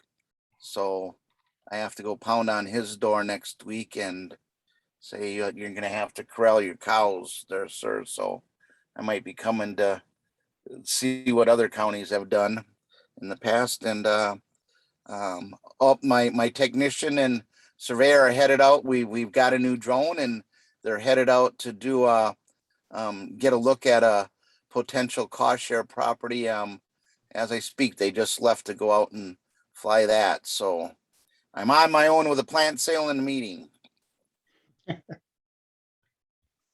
Hey, Steve, this is Tom. I just want to comment on the cows in the creek. That's something that I've dealt with a little bit, and some of the things that Great. are kind of frustrating is I think the way NR 151 is written is those cows are allowed to be in the creek as long as Yeah. as long as the banks are maintaining adequate cover, which is Oh. frustrating because they are probably crapping in there, but Yeah. sometimes there's not much you can do.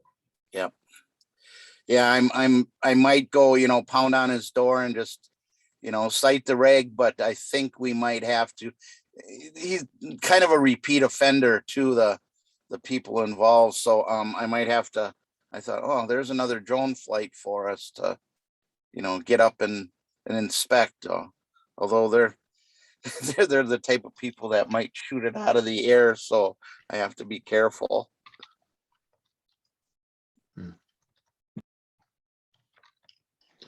Okay, any other questions of Steve, Forest County? All right, who's next? Langlade. Langlade. All right, so I sympathize with Steve. First of all, we had a situation like that where we had our dairy breakfast on a farm, and then someone who was at the dairy breakfast noticed that the cows were in the creek. So we went through that situation a few years ago. As far as Langlade County goes, we are dealing with limited staff as well. My technician is out for the next 3 months. Maria just had her baby, so she will be out for 3 months. So it's basically just me in the Land Conservation Office trying to get everything done. And we've got a new committee that I'm trying to educate on everything. We had complete turnover on our committee, so trying to get them to understand what land conservation is, it is an interesting challenge. And then earlier, I would just like to point out there was some conversations about how counties would sometimes cover expenses to attend various meetings or functions that might be related to land and water. And I will say that there has been a major push in Langlade County to trim that sort of spending out of the budget and not provide for mileage and per diems for county board members to attend trainings and things like that, unless it is an absolute statutory requirement for their position. So that's unfortunate, but it's where we're at. Okay. Anything else for Langlade? No. Okay, Lincoln, I guess would be next. Yeah, so that's me.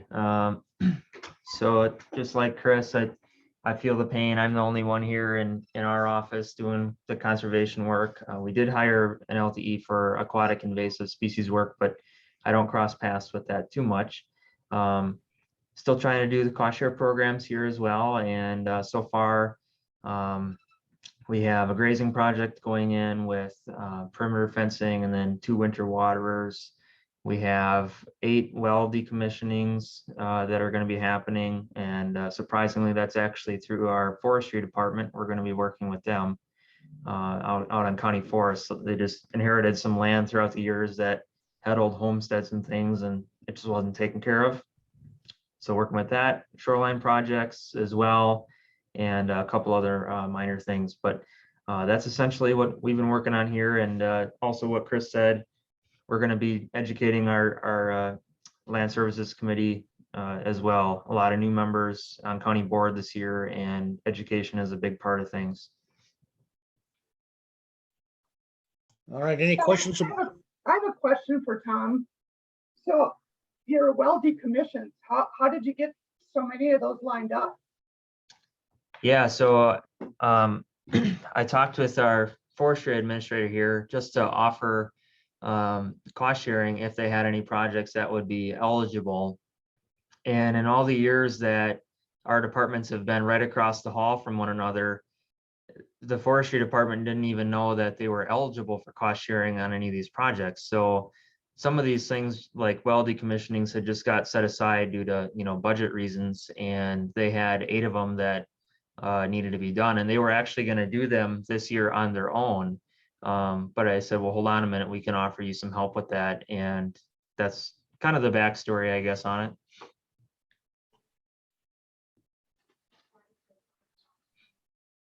Okay, any other questions for Lincoln? Marathon, I guess, is next. Is that right? Sure, I'll say a few brief things, and then if Kirk wants to add as well, we're lucky enough to have two of us on here today. So Marathon County, we just hired a new grazing analyst in our department. Bill Kalaji recently retired, and one of our internal staff members, Brooke Benbenek, is filling his position. So right now we are in the process of hiring a conservation specialist. We've gotten some good applications coming in so far, so we're encouraged by that. Last week, we also approached our committee about potentially kicking off a well testing program to update our groundwater plan, which was last updated in 2001 in Marathon County. So very outdated, and our county has not done as much work with well testing compared to many of our surrounding counties. So we did ask Marathon County for $400,000 in hopes to test 1,000 wells over the next 2 years in Marathon County. And if that is not successful with that request, we're going to be requesting some ARPA funds and hoping that we can really see this through to get a good baseline of well data so that we can update our plan. One other cool project that we have coming up this summer that I thought would be kind of fun to mention, we got a Wisconsin DNR Lakes grant a year or two ago that was for a few different lakes we have in Marathon County, but it also included coverage for a project that we have here in the city of Wausau. It's called Barker Stewart Island, and it is public land. And right now, they've started a little bit of remediation work, but it's covered in a lot of invasive species. So last year they brought in some goats to try to help deal with that. And we're doing that again this year. But we're also kind of forming a new partnership. We're teaming up with Marathon County and City of Wausau Parks Department, also the Wausau Bird Club and American Bird Conservancy. So those groups, along with our staff here in the Conservation Planning and Zoning Department, are hoping to not only continue to remove natives, but also start planting many new native plant and tree species, specifically for bird habitat. So we're kicking that off next week, and we're having the invasive specialist from Golden Sands come along with an American Bird Conservancy representative, and then the Wausau Bird Club, and we're going to aim for doing some really good rehab on that 4-acre island this summer. So that's fun. And then one other neat thing that we have going on in our conservation department is we decided to kick off a mentorship program. We're fortunate enough in our department that we have 4 positions titled conservation analysts. So for example, Kirk is one of them. And then we have 3 other senior level positions. And they've all agreed to mentor our younger staff. We do have a few other entry and mid-level positions that are titled conservation specialists or technicians. So we're aiming to cross-train our whole conservation department, and the analysts will be training those a little bit lower level positions so that everyone can say that they're very competent in nutrient management and farmland preservation and livestock sighting, and all these important programs that we should at least have all of our staff members have that kind of 101 knowledge of how to pick up those programs if one day all of our analysts got on a bus or got hit by a bus or whatever, planning for those worst case scenario situations. So we're excited, and since we're a hybrid department where even though conservation has its own kind of little silo, we're in the same building and part of the bigger 30-some person department with planning and zoning. And so some of those younger staff members in those departments have also asked to be involved in our conservation mentorship program because they do have some interest in conservation, and they have some professional career goals to eventually kind of migrate over our way. So that's something we're hoping to have a little bit of fun with. And I didn't get too much into the technical stuff, but I'll turn it over to Kirk, and if he wants to add in on any of that, that's great. Yeah, I guess, Christy, I don't have a whole lot to add, and maybe in the interest of time, we'll we'll move on. I don't know if anybody else has any questions, yeah, we're a fairly seasoned staff. However, we have, like other counties have within our whole department, we've seen a fair amount of turnover, so it's a bit of a rebuilding going on. But we do have some people like me have been there for almost 25 years, so we've got some bench strength. But yeah, I mean, we're kind of facing the same things as a lot of the other counties are, but we are on maybe a bit of a bigger scale than some of you other guys are. I just wanted to say welcome to the club here, Kirsty. All right, any other questions for Marathon County? The Kirk and Christie show. Yeah. All right, Michelle Oneida's up. Okay, sorry, I had to unmute. Just quickly here, we just got done with a big plant distribution with Lake Nokomis, the Lake Nokomis organization out there, the Lake Association, and we worked with Lincoln County on this, so shout out to Tom. Also Wisconsin Valley Improvement helped us out there, and what Lake Nokomis Concerned Citizens did was they took a chunk of cash, a big chunk of cash, and bought native plants and distributed them to their membership. It was a little bit more of a process. I'll just kind of keep the specifics out for today, but there were about 3,000 plants distributed a couple weeks ago. So it was very successful. And what was even neater was it brought up a lot of conversations between the county cons that were out there. So I am still getting phone calls and emails about cost share program, how can we plant native plants, design plans. So it was very successful. So we're looking at least in Oneida County, to try to connect what we did with the Lake Nokomis group and kind of maybe move that out to a lot of our other lake associations. So that was a great event. A couple of quick other things. AIS and Stephanie, our AIS coordinator, has been totally busy. I know she's helping out a little bit toward the Vilas County end with Kathy Higley being on leave. And so doing some, I know there was some partnership up there and also with Tom down in Lincoln County. So they are definitely cranking out contacts and trainings and working with the citizens and volunteers that are out there. We too have a pretty new committee. We've got some, some strength and experience there, but we also did pick up a few new members. So I'm excited to where we are going to be going in the next couple of years. So we're going to kind of see how that all works out. And lastly, I just want to give a shout out to WIP, which is our Wisconsin Headwaters Invasive Partnership.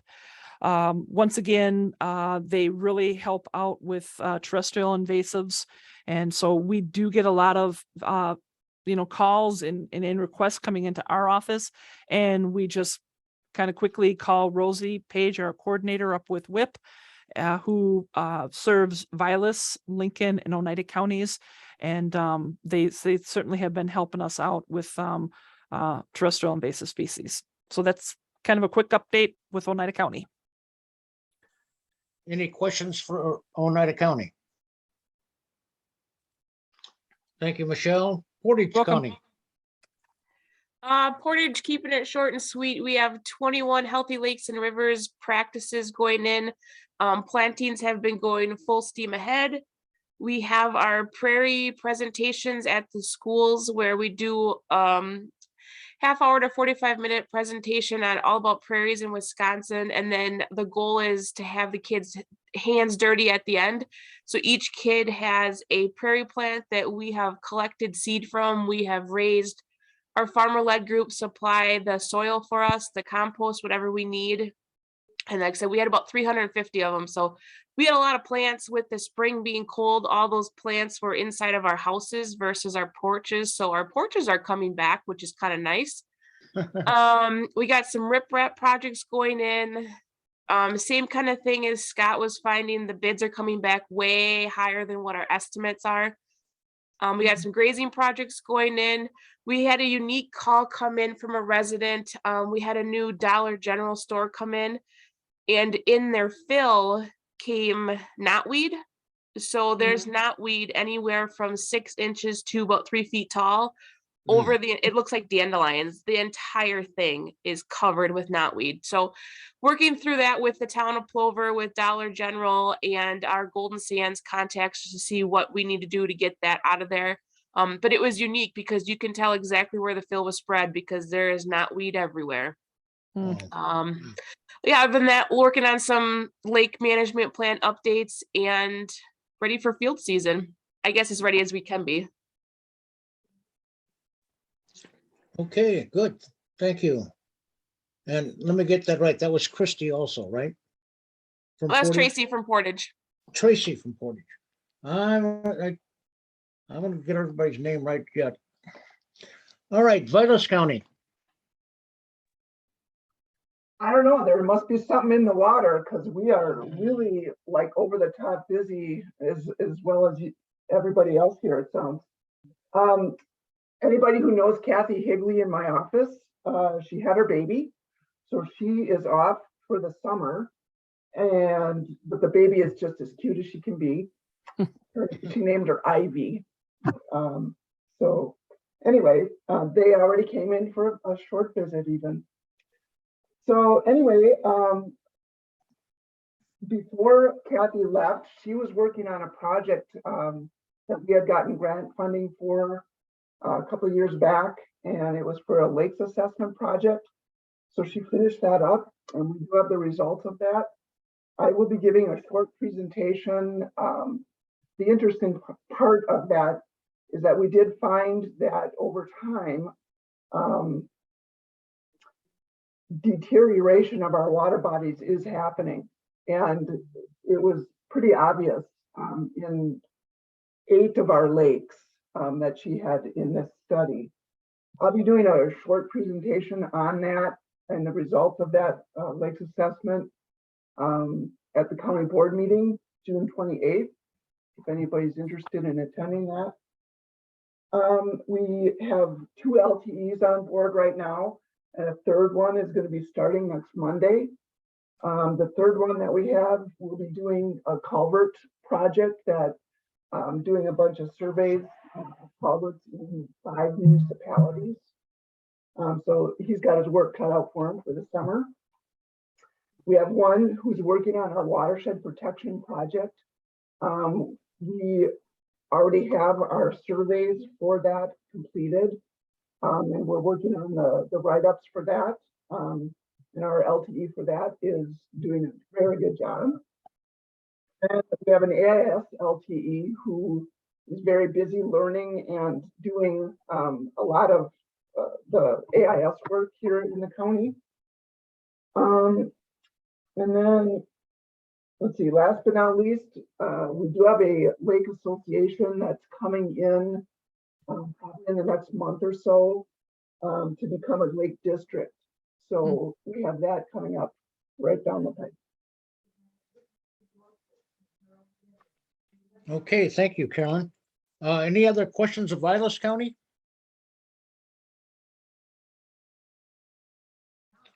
Hearing none, we move on to Wood.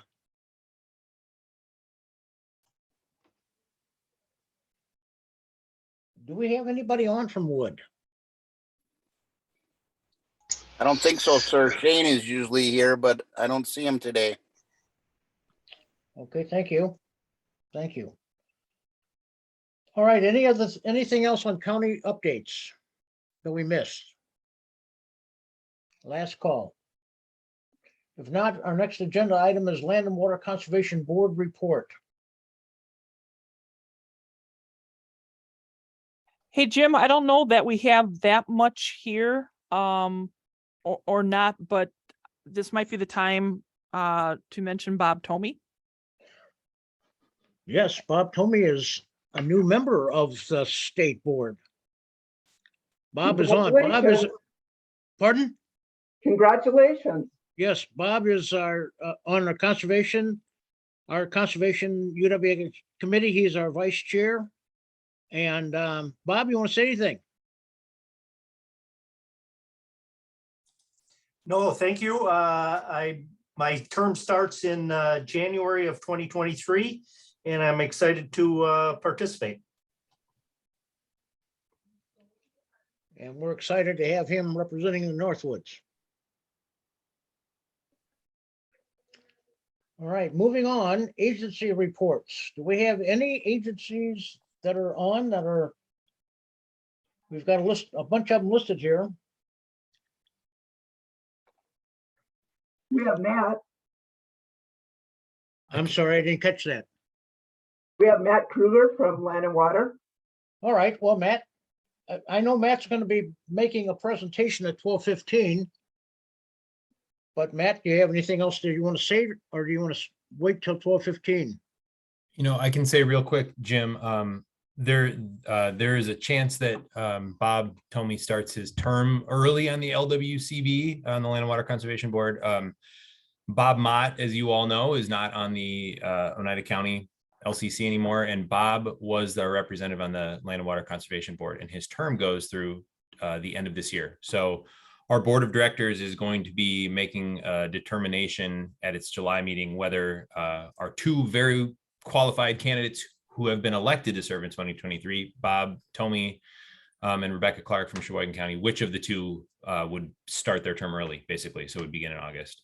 The only other bit of info I have for you all is I sent out an email this morning. Penny Poley, our Conservation Training and Membership Services Coordinator, is retiring on June 24th. She's announced her retirement.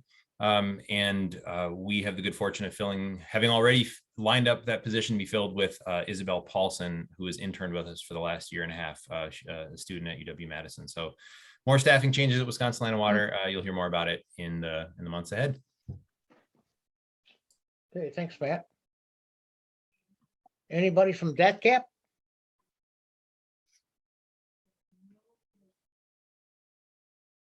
Anybody from NACD? UW? DNR? FSA? NRCS? Other business? This is Steve? Tom from Lincoln again. I have a couple things. First, I just Okay. want to thank Michelle for bringing up some of the things I failed to mention in my brief summary, like WIP and the Lake Nokomis plant distribution. Those were great items to bring up. The main thing I wanted to ask other counties is if you have been dealing with WDNR waterway staff, how that has been going. We've had some difficulties getting a hold of DNR staff, and when we do get a hold of them, their ability to do determinations or just be available is pretty limited right now. Comment on that, Tom. I know that they are as short-staffed as the rest of us are, and you know, their regions are a lot bigger. So I guess, you know, don't expect any kind of on-site visits, because I know that that's pretty much behind them now. You just have to be persistent in emailing, and eventually they do get back to you.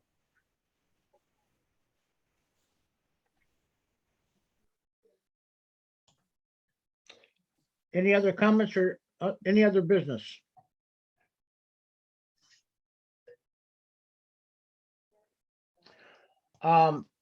Before I adjourn this meeting, I just want to bring to your attention the next meeting dates, the 2022 summer tour that Florence is doing. Our speaking and poster contest in 2023 is in Marathon County. And our spring reorganizational meeting is going to be hosted by Portage County in 2023.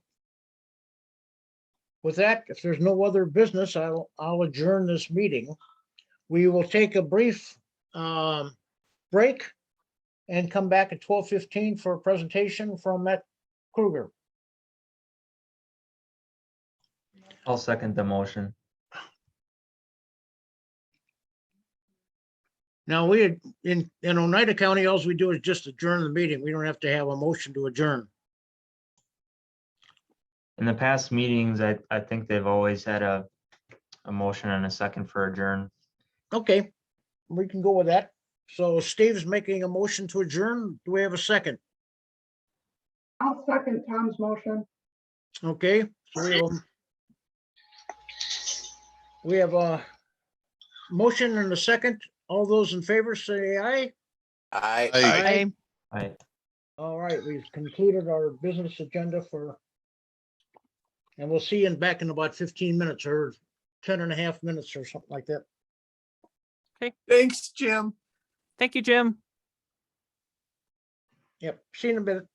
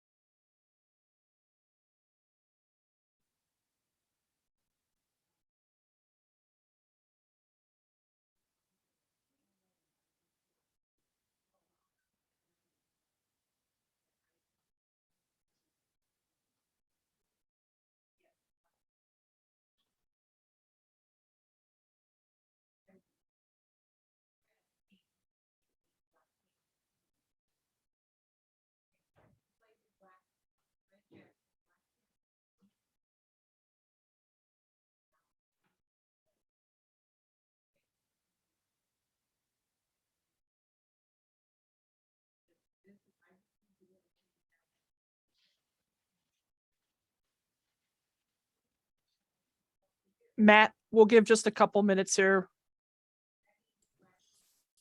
Okay, that sounds great. I'm ready I to see. go whenever. All right. All right. I see Jim's not back yet. Let's see.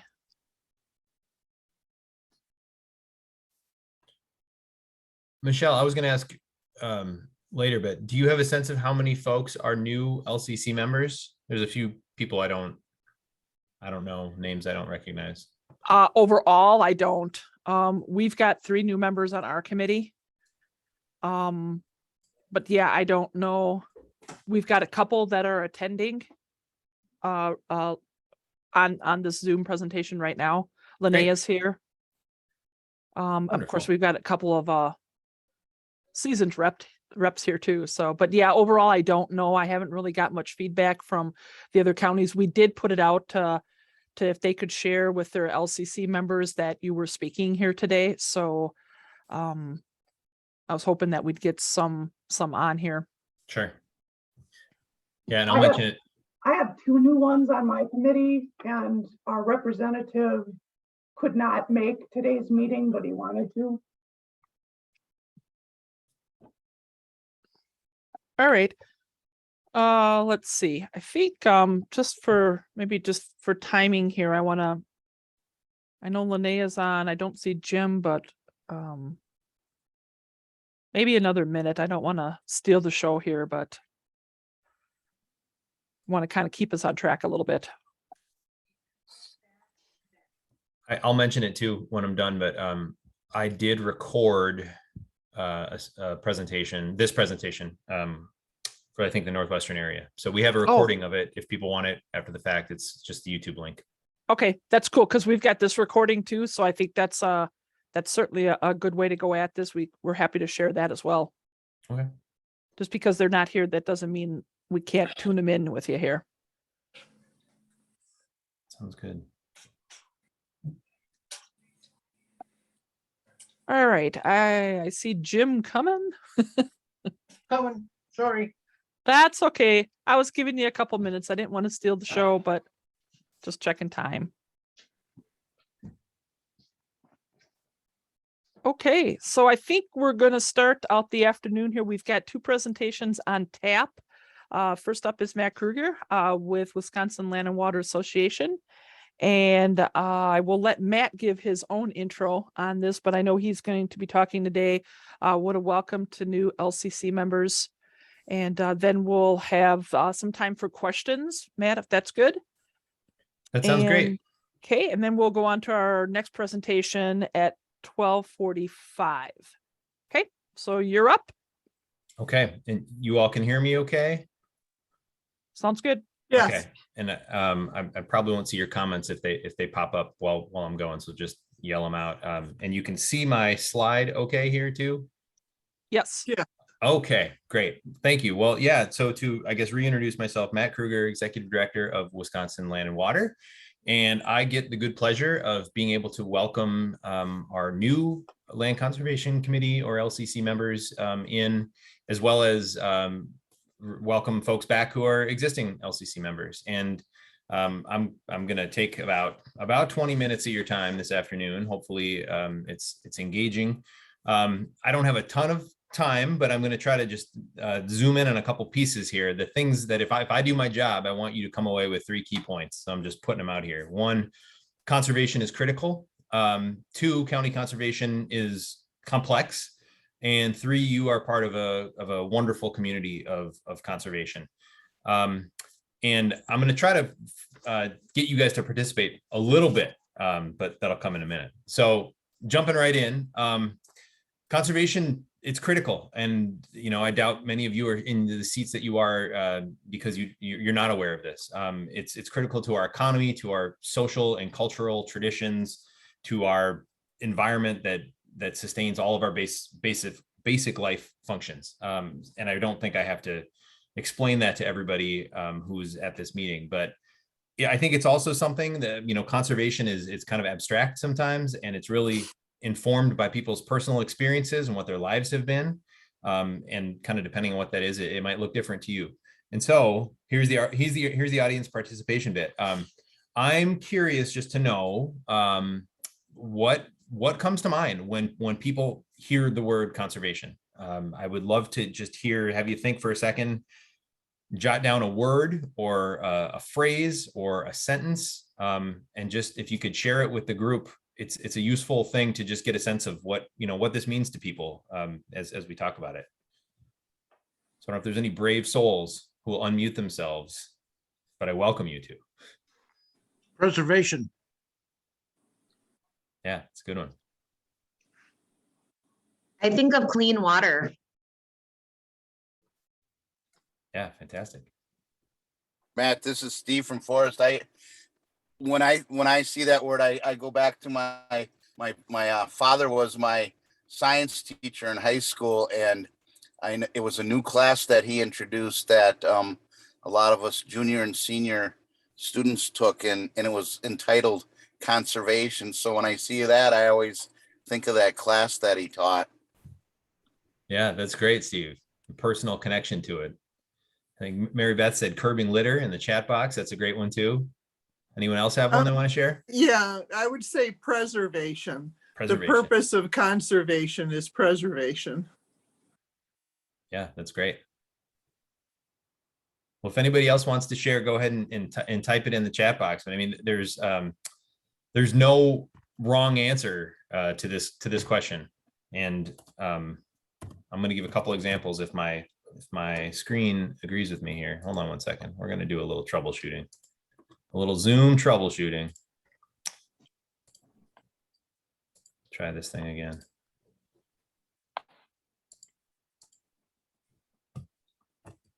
Okay, sorry about that. All those answers are right. Everything that everybody just threw out there is right. There are some general ideas that I would say when we talk about it at state level, what examples of what we mean when we're talking about conservation. It's some things that you'll hear coming up over and over again. So conservation, it can be a nutrient management plan that guides where farmers apply nutrients to yield a good crop. It could be native plants stabilizing a shoreline against erosion, providing pollinator habitat or habitat for amphibians, reptiles, fish. It can be outreach. I know many of our counties do on topics. Invasive species is one, but any number of other topics that explain the work that you all are doing in your counties.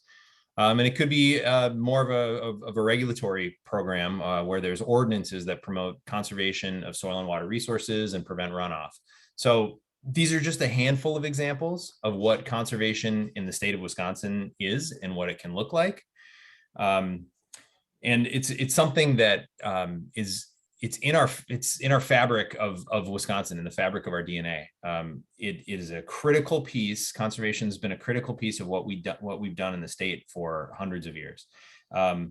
Thousands of years ago, even before European settlement, Native American tribes, before this place was even known as Wisconsin, were living on the land and living close to the land and implementing land husbandry and stewardship, I think, in ways that we're still learning the complexity of today, and their livelihood depended on it. If you look at what happened when Europeans settled in a period of kind of the mid 1800s, we saw a big wave of settlement from Northern Europe, from Central Europe, coming to Wisconsin, coming to the upper Midwest, and people finding a landscape that looked similar to what they knew back home in Europe. And many of these people were farmers. They began to farm the land using a lot of the traditional techniques that were used back in Europe. And of course, in the North Country, this entailed a not so insignificant step of clearing the land first of trees and actually trying to plant crops.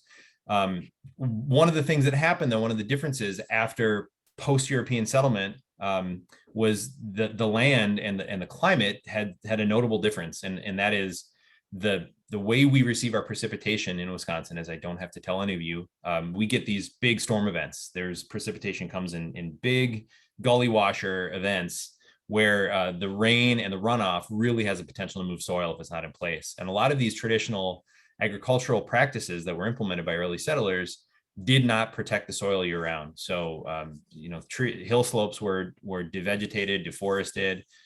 Cattle were allowed to graze in stream banks.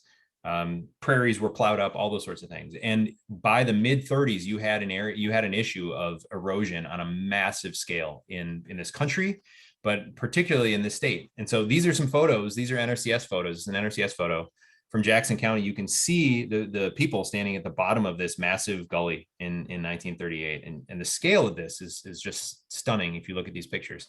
Here's another one, not to pick on Jackson County, but another NRCS photo. You can see there's a person on horseback standing above about a 40-foot cliff of sediment and erosion that had all come down from the hill slopes and was deposited into the valley floor below because of some of these practices that were happening on the landscape upland. And this was a massive concern, this erosion issue, and it prompted a response from the federal government. It was a point where a conservation approach was critical. And the Soil Erosion Service was created in 1933 as a response to this. It eventually became the Soil Conservation Service, and then that eventually turned into the Natural Resources Conservation Service.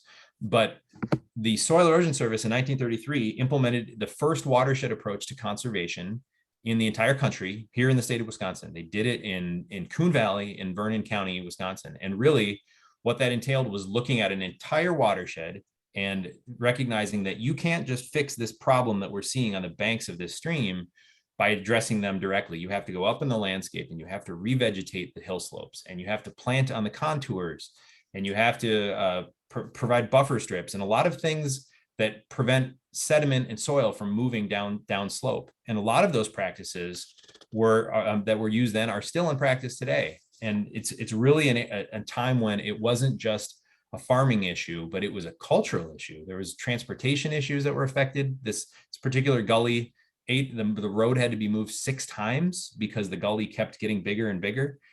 So conservation was really critical to fixing this problem. It was critical in 1935 when Aldo Leopold's family purchased a piece of ground in Sauk County, a sandy kind of beaten up patch of land on the banks of the Wisconsin River. And that was the time that Aldo Leopold really started crystallizing a lot of these ideas about conservation that he had that later showed up in a Sand County Almanac, which is required reading if you are in conservation in Wisconsin. If you don't own the book, you should consider picking it up or borrowing it from a fellow committee member or staff member. I would boldly venture a guess that every single county conservation department or LCC has this book somewhere in among the members. It's that important to us all. I would also say that conservation is critical now as much as it ever has been. There's any number of conservation challenges that we're facing from agricultural and urban runoff and erosion that's still being caused from runoff to drinking water aquifers being contaminated by fertilizers and chemicals, extreme weather events, flooding communities, and even the hardships that we're seeing in farm country, spread of invasive species. All of these things, the solutions to them run through conservation departments and county conservation departments.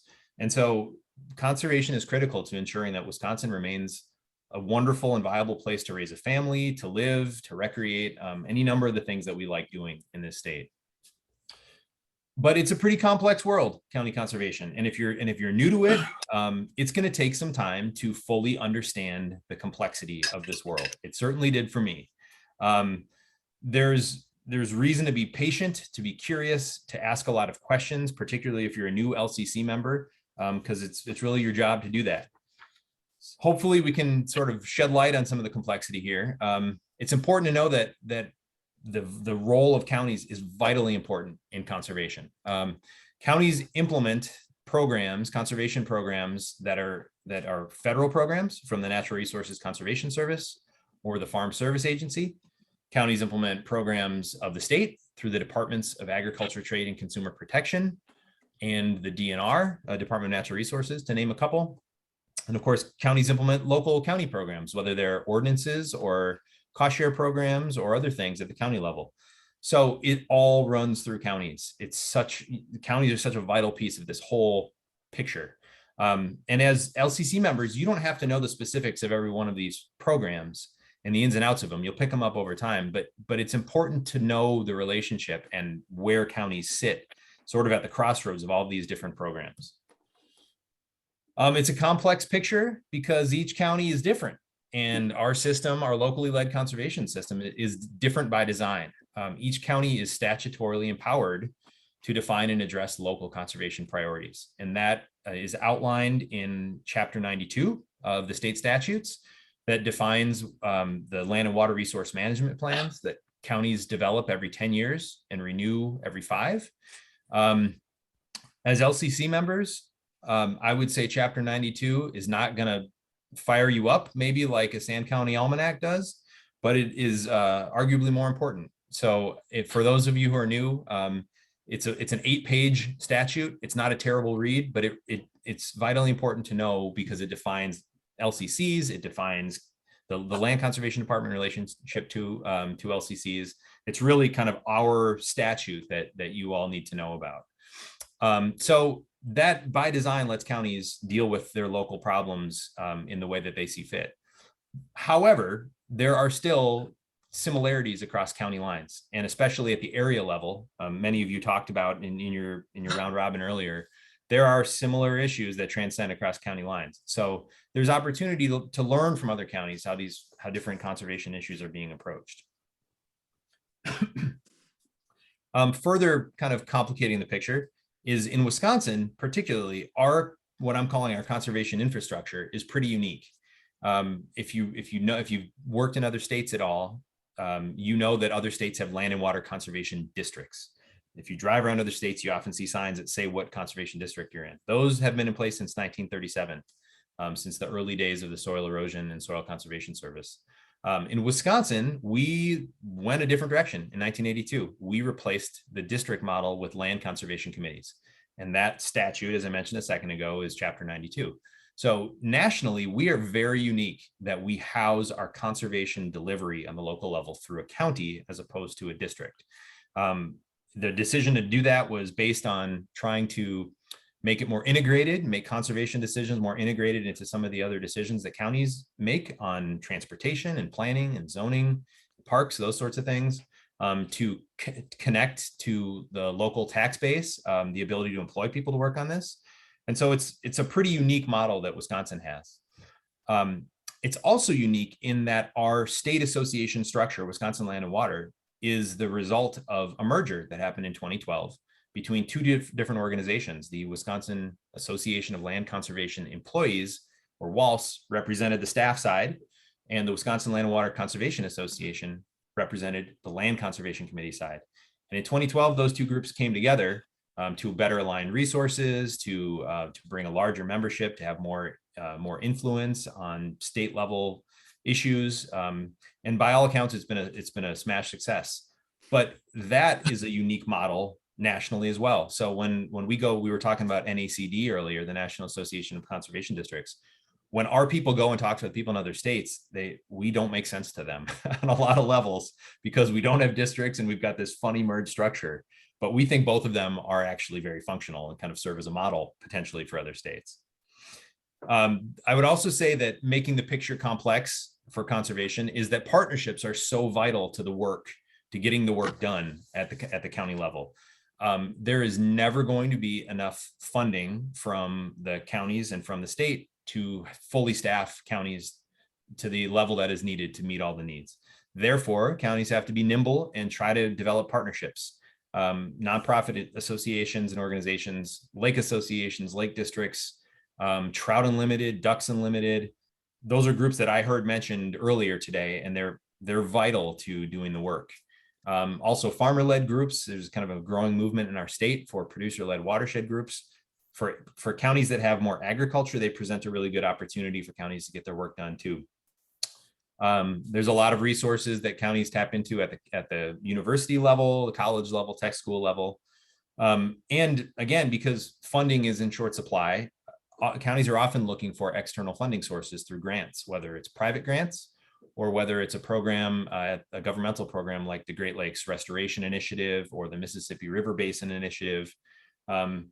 So it's really kind of an alphabet soup of partnerships that you're going to hear about and that you do hear about as you get more involved with the county conservation world. And I should definitely mention other counties as well. You know, the issues don't stop at the county line. So other counties are certainly a part of the partnership mix too.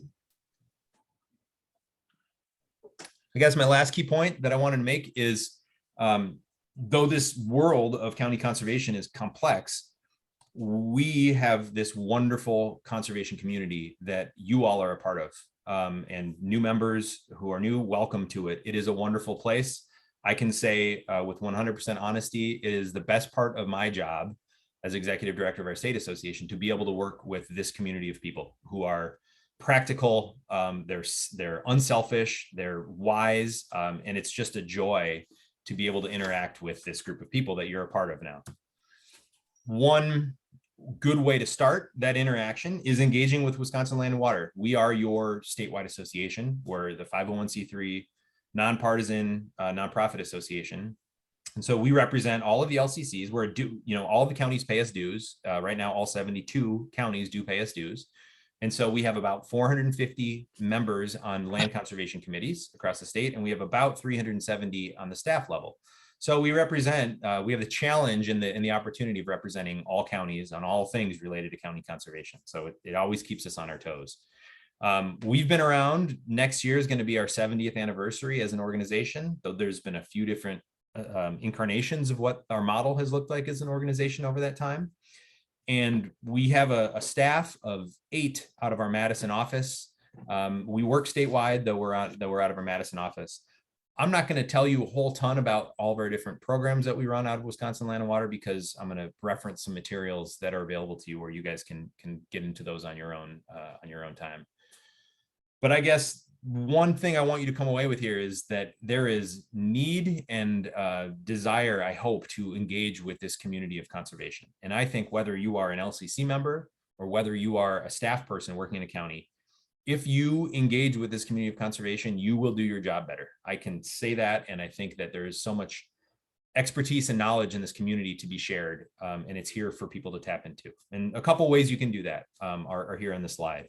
One, you can join a committee. Wisconsin Land and Water has 7 different committees that are vitally important to our work.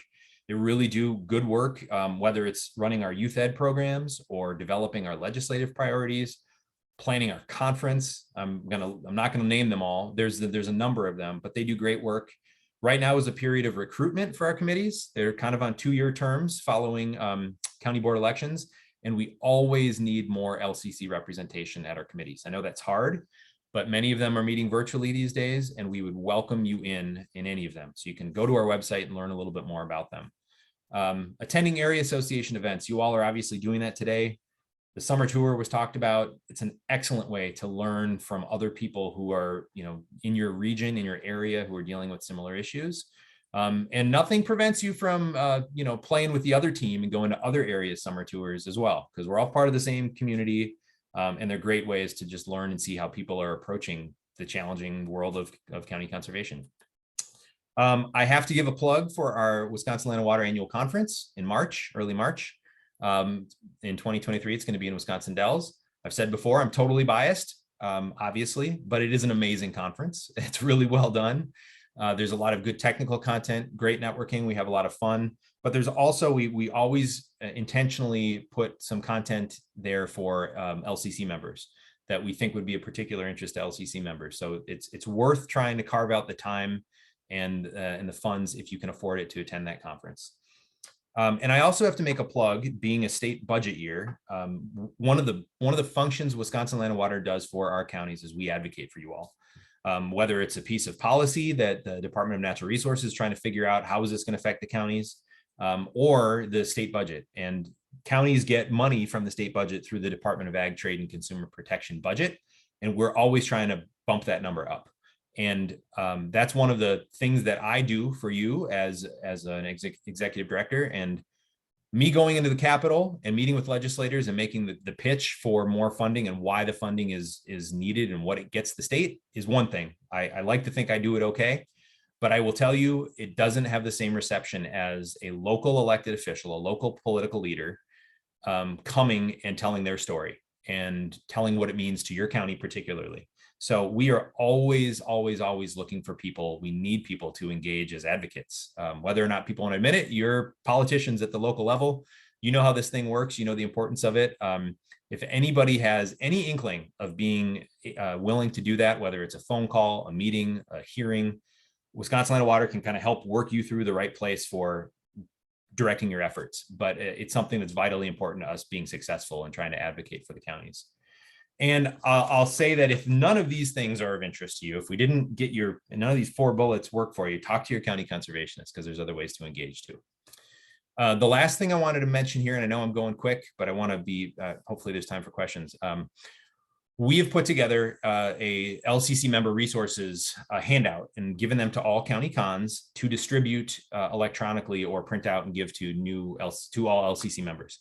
The components of that are, one, we have a members hub. I put a link to our members hub in the chat box earlier in the meeting, but we've pulled together some resources that we think are of particular interest to LCC members on our website. The LCC handbook we updated this year. All county cons should have an electronic link to that, which they can pass to their committee members. But we're also, for the counties that are interested, we'll be printing these handbooks too at our county conservation meeting coming up in July. So there'll be an opportunity for counties to tell us that how many they want. We can get them into your hands too. And then on this members hub, that we have specifically an LCC training and video series of presentations we've recorded over the last 2 years. Most of them are under 10 minutes in length that kind of go into deeper depth on some of the topics that I've just scratched the surface on today. So talking about Chapter 92, advice from other LCC members or county cons on what it means to be an LCC member. There's some really good stuff there that's there for you to check out. And the last resource I wanted to plug is I've put some time on the calendar in the upcoming months, and actually this month, now that it's June, for just, we call it coffee and conservation. Any LCC members that want to talk about anything, meet and greet, talk about a specific piece of your role. I've made some time available for people to drop in for virtual conversations. Certainly hope that we can meet in person over the next couple of years, but this is something that hopefully some people take advantage of as we go. So you'll hear more about this. For those of you who are new, you have all been added to our listservs. So if you're getting emails from me and other people and you're thinking, how am I getting these emails? It's because you're part of the family now, and that means you get emails. So you'll hear more information about that coming up. So I know I flew through this and I covered a lot of territory. Hopefully we have time for a couple questions if people have them. I also want to make one last plug that I said earlier. If folks had LCC members that weren't able to attend this training or this presentation, we do have a recording of this presentation that I can share with you that people could show at an LCC meeting in the future if they wanted to. So that was a lot. Hopefully I didn't put people to sleep. Hopefully somebody has a question or a comment. I don't know. We'll see. Yeah, Matt, I have a comment. Great. Can you tell me a little bit more about your background? Yeah, I'd be happy to, Jim. I've been executive director for 4 years now at Wisconsin Land and Water. And prior to that, I worked for a conservation organization for about a decade. That organization was the River Alliance of Wisconsin. They're another statewide organization. And my role there was working on agricultural policy, working to support watershed groups, lake and river groups. And towards the end of that tenure, trying to facilitate some interactions between the downstream lake people and the upstream ag people to try to understand their world better and come up with some joint solutions to challenging conservation problems, I guess is how I'd summarize it. And that was a nice segue into the work here at Wisconsin Land and Water, because we definitely are right in the middle of all of these things, from nonprofit organizations to agencies to counties. So yeah, that work continues. Thank you. Yeah.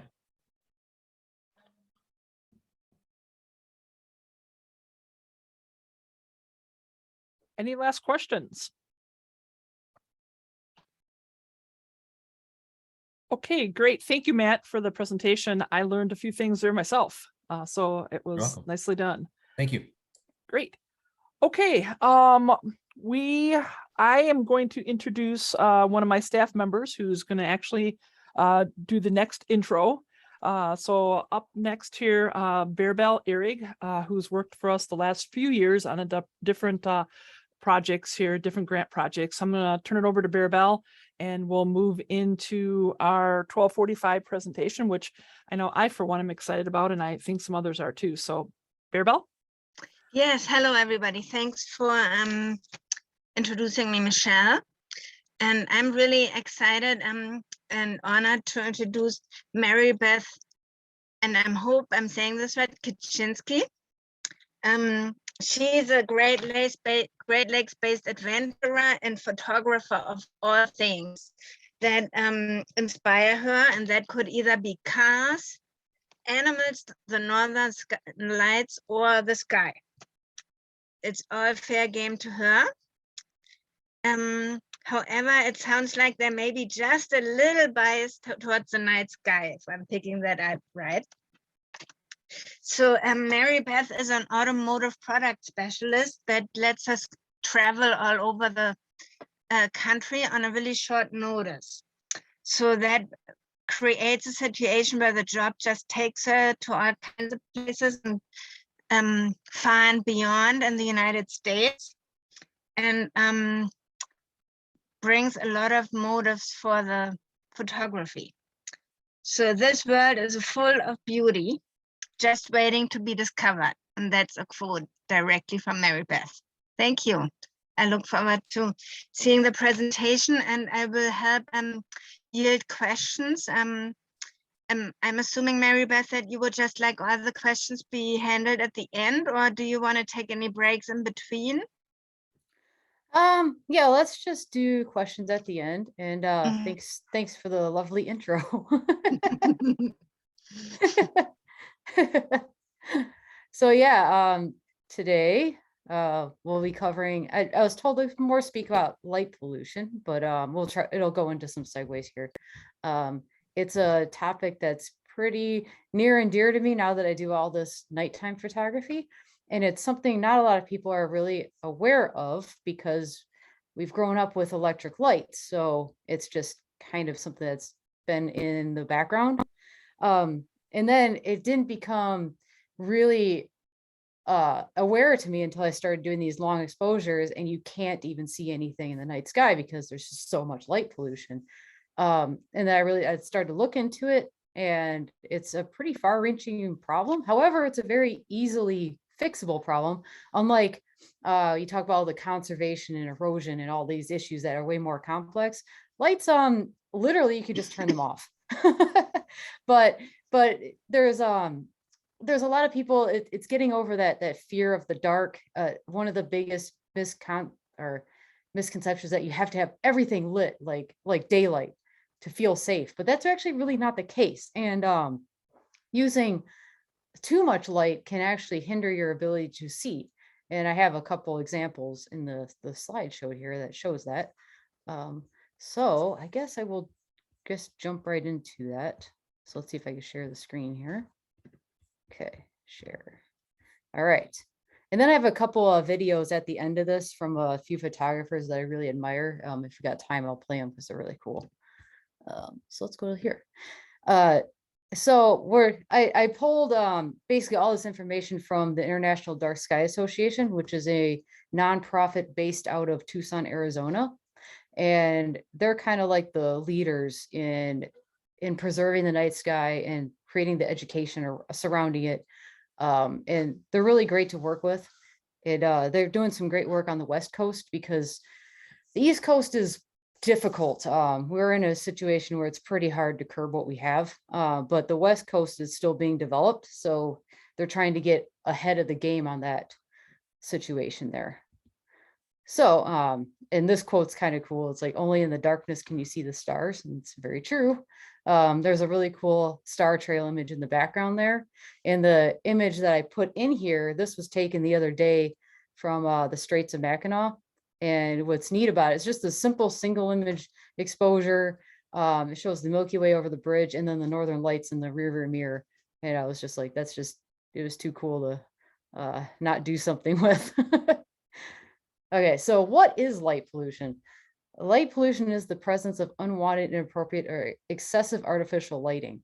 This can be from poorly implemented lighting. And it can be understood not as a phenomenon resulting from a specific source or kind of pollution, but also as a contribute to a wider collective impact on various sources of pollution.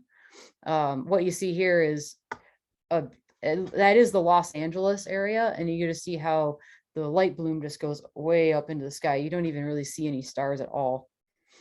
And then there's little subsets, like different types. So there's light pollution and there's different like types we talk about.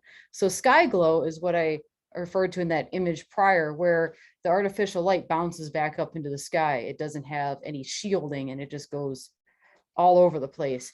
And we see in this image is on the right hand or left hand side, that yellowish orange or yellowish glow, that's from nearby cities.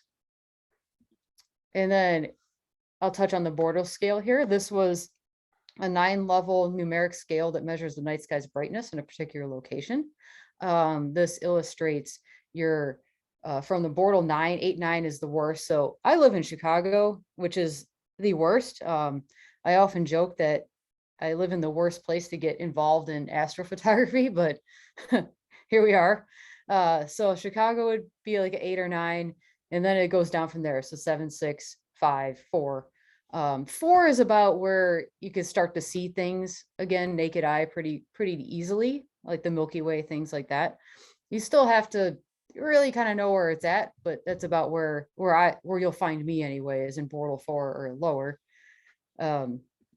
So to show, I pulled these from a website called lightpollutionmap.info, and I did some local, regional, and national light pollution. So the inset for Oneida, Wisconsin, you can see you're right on the edge. It's technically a Bortle 5, but it doesn't take very far to get out of that. The regional map above it shows how the upper Great Lakes is some of the best spots east of the Mississippi where you can find real dark skies. The whole Superior coast of the Upper Peninsula, and then that northern edge of Wisconsin, and then the North Shore of Minnesota into the boundary waters are incredibly dark. That's why you'll find a lot of us nighttime people.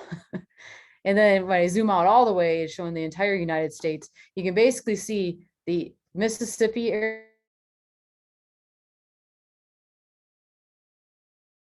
Is why the Dark Sky Association is really trying to help curb what's happening on the eastern part of the US, which you can see there's really no true night sky left in the east. You got to really get up into like Maine or northern Michigan, Wisconsin, Minnesota to really see anything. So this is a interesting little animation showing the progression of light pollution over the years. And we're hoping to not get to the 2025 projection, because that's pretty sad. So some other things, we got glare. Glare is, if you ever, it's that bright light. It's getting worse with the LEDs. When you look at something, you have to like squint because it's so bright, and you usually put your hand up to try to block it. So that's just, more just, using better choices for lighting. And then light trespass. This one is actually kind of difficult to quantify because it's kind of suggestive. So you have like a neighbor that puts up a light and it comes into your window at night. That would be kind of light trespass. And there are ordinances for this, but again, it's kind of subjective. So it's kind of up to, working with neighbors and things like that, if you find a light that's really intrusive. So this is my little example about how people think so much, you need all this light to see things. But if you have glare and trespass, that actually hinders your ability to see anything. And you can see there's actually a person standing in that gate opening. But if you like block it with your hand to get rid of the glare, now he shows up a lot better. So if you use proper lighting at night where it's shielded correctly and everything's directed where it's supposed to, you can actually see better than using way more lighting. So now we're going to touch on to some light pollution consequences. This image was from Pictured Rocks National Lakeshore, and we got some aurora and air glow going on here. So I just figured I'd put it in here. So the first thing up is ecological impacts of light pollution. So all things don't really think about because we've been living with it for so long. So turtles, we're down in, the southern states and specifically along the ocean. People are finding that a lot of cars were hitting baby turtles when they hatched.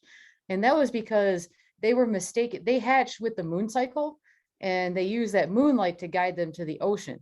Well, when you have a bright city behind you, they got confused and they started going towards the street instead of the moonlight. So they were walking into the street and then inadvertently getting hit by cars.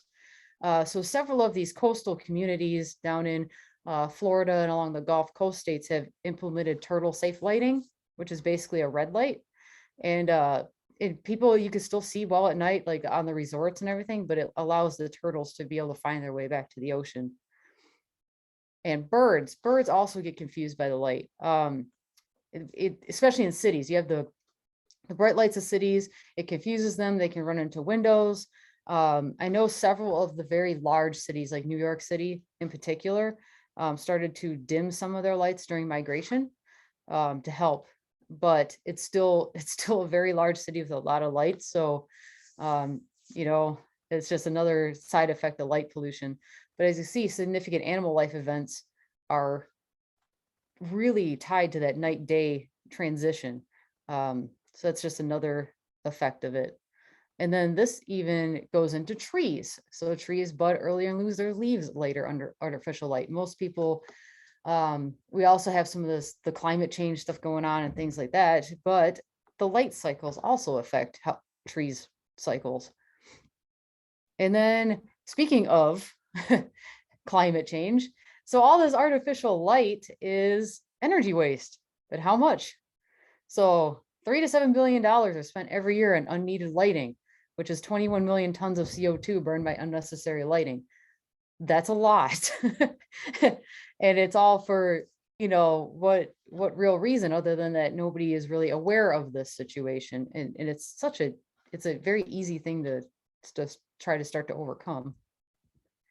And then effects on human health even. So we talked about birds and turtles and insects, like even the fireflies. Fireflies have kind of disappeared from large urban areas because they require a certain amount of darkness to see the blinking patterns. So they've moved out into the more rural areas and less in urban. But we run on a day to night cycle. I mean, if you talk to other astrophotographers like me, we kind of like go against this, but but melatonin is a hormone that regulates sleep cycles. So headaches, fatigue, stress, and anxiety all can be tied into not getting enough sleep. And that's because, well, you got light all the time, so your body gets confused. And we're still starting to study the effects of what living under artificial light all the time is doing to our own well-being. And it's pretty interesting. Oh, and then there's the heritage of the dark sky. So I took a couple of these pictures. This is my one friend, Lisa, who has native heritage. And we went up to Bond Falls and with her dress and did a shot under the Milky Way. But I mean, just think about all the myths, legends, and stories that we had and how staring at the night sky has inspired future scientists and even going to the moon. And all this stuff is like, we don't even see it anymore, really. And here's a fun little thing that you could do. You can get a dark sky meter, which is available for iPhones, or you can buy one if you don't have an iPhone, like I don't, but you can actually get one of these and measure your own, how dark your own sky is in your backyard. And then you can upload those findings to these two websites. It's kind of like a citizen scientist type thing. So that way they can monitor how much light pollution is spreading and, where it's getting better, all that kind of fun stuff. And I have a kind of a funny story regarding this. So there is only 2 out of 10 people on Earth can see the Milky Way from their backyard or yards now. 99% of the US and Europe all live under light polluted skies. So about a year ago, I was on a trip to one of my work trips, and there is a girl I worked with who lives in Chicago her entire life. And she was always talking about how all these Milky Way images that I've done. And she asked me that very seriously. She's like, you Photoshop those in all these pictures, right? And I was like, no. She's like, well, you can't see that. And it was sad to me because like you can, if you get out to a dark area, you can look up and see the Milky Way in your backyard. But because of the light pollution, I mean, the city of Chicago, you could see the Big Dipper and a couple planets, and that's about it. So I was like, it just kind of inspired me to really take this light pollution thing a lot more serious and try to get awareness out there about it, because once you see a true night and dark sky, it really kind of does change you. And there's so many people that just have never seen this. I added this in because Wisconsin, and to the extent the Great Lakes region, has a pretty unique position here. We're under the geomagnetic field is tilted from geomagnetic north. So because of that, what they call the Aurora Oval extends down a little bit more over the Great Lakes region. This picture was taken on November 3rd in Bayfield, Wisconsin. It was one of the most amazing aurora displays I've seen to date. And I'm hoping, we were talking at the beginning of this about solar maximum coming into return here. So I'm hoping to see more of this. And this is what we'll tie this light pollution thing in here, because it would be a shame to lose that ability to see this. And I tied into how this is a little chart showing how your KP index, which is a measure of geomagnetic activity, and how much of that you need to see in certain areas. And you can see how it dips over the Great Lakes region. So even though we're geographically lower than places like Glacier National Park in Montana or Seattle, we actually see the auroras more often here at lower levels than over there. So it's quite a unique position to be in, and I've certainly enjoyed it. I've also had to unfortunately explain to new aurora chasers that what they were seeing was light pollution and not aurora, because on the more faint displays at night, it takes on the look of light pollution on the horizon. So what you have here is I'm showing how light pollution is on the one side of the trees, and then the aurora is on the other side. It's behind the clouds. Light pollution is always below the clouds.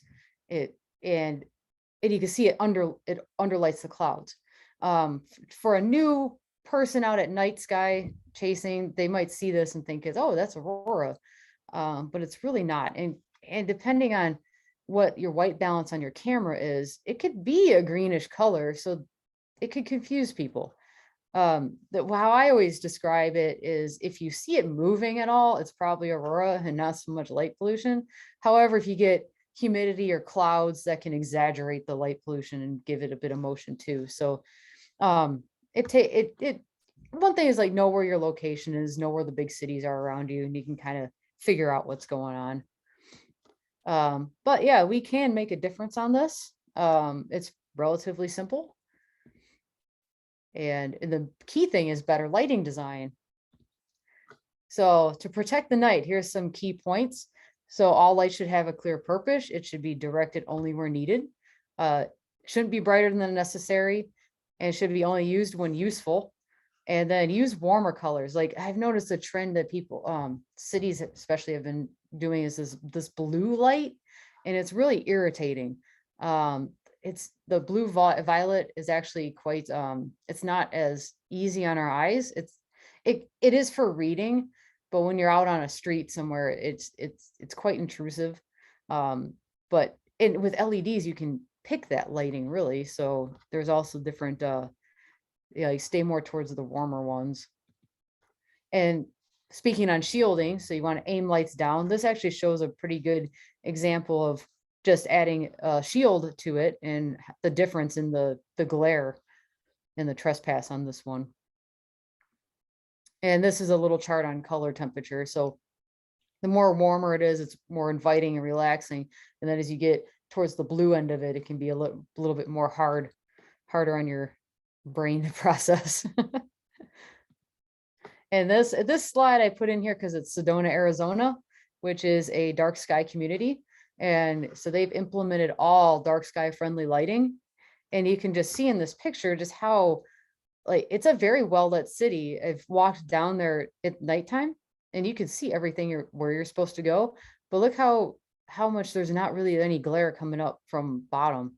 So that's they're doing great work out west, and hopefully, you know, getting the awareness out about this, people become more thoughtful about their decisions for their outdoor lighting, including ordinances. So there are ordinances out there. Some cities have them, but how well they're actually enacted, or you know, I can't think of the word, but like that remains a mystery. Like, it's one of those things, like, you have to, you know, you have it and then implement it, and then maybe just be friendly with your neighbors about it and be like, hey, you know, like, this light's a little bright. And you know, a lot of times it's just a little bit of education, and people are more than willing to, you know, do something about it.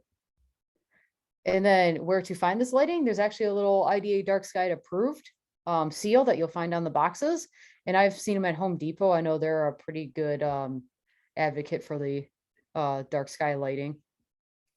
And a little bit about the International Dark Sky Association, just because they do a lot of good work with this, and how they work globally, because it's not just the US that has to deal with light pollution. So Europe, Australia, Asia, especially. So they're just trying to get the word out so that way we can all enjoy our night skies to come. And they can do that they have dark sky communities, parks, reserves, sanctuaries, and even urban night sky places, where they're trying to work with some of these more bigger populated areas. So just try to, you know, tame that lighting down a little bit. The dark sky sanctuaries are the places where these are true night sky areas where actually no development at all can be done around them. And there's a few of them. There's one in New Mexico by the Cosmic Campground. And then there is one in Rainbow Bridge National Monument in Utah, which is actually another sanctuary. And then, so I just want to say thanks for having me on here. This picture I actually took about a month ago in Door County, Wisconsin. That's a great area to go. I love it up there. And yeah, it's been fun. So I hope you guys learned a little bit of something. But what I'll show here, let me escape out of this. I'd like to play this video here, because this actually illustrates the light pollution Bortle scale quite well. Because we still have time, right? Yeah, we have time. Okay, good. Because I sort of blew through all that because I wasn't sure how long I'd take on the slides or whatever. So now I'll just add to it. So this one, it's about 3 minutes. So let's see if I embedded the link properly. Come on, you. I might have to. Oh no. Okay, let me go back to here. Okay. There we go. Can you see this video? Or do I have to share it with a different screen? I don't know, but there's a little bit of sound coming through, but Okay. it doesn't appear to be a video. All right, let me see. I might have to go to YouTube. Okay, let's do this. Okay, share. All right, can you see that? Yeah. All right, perfect. So I'll put this on full screen.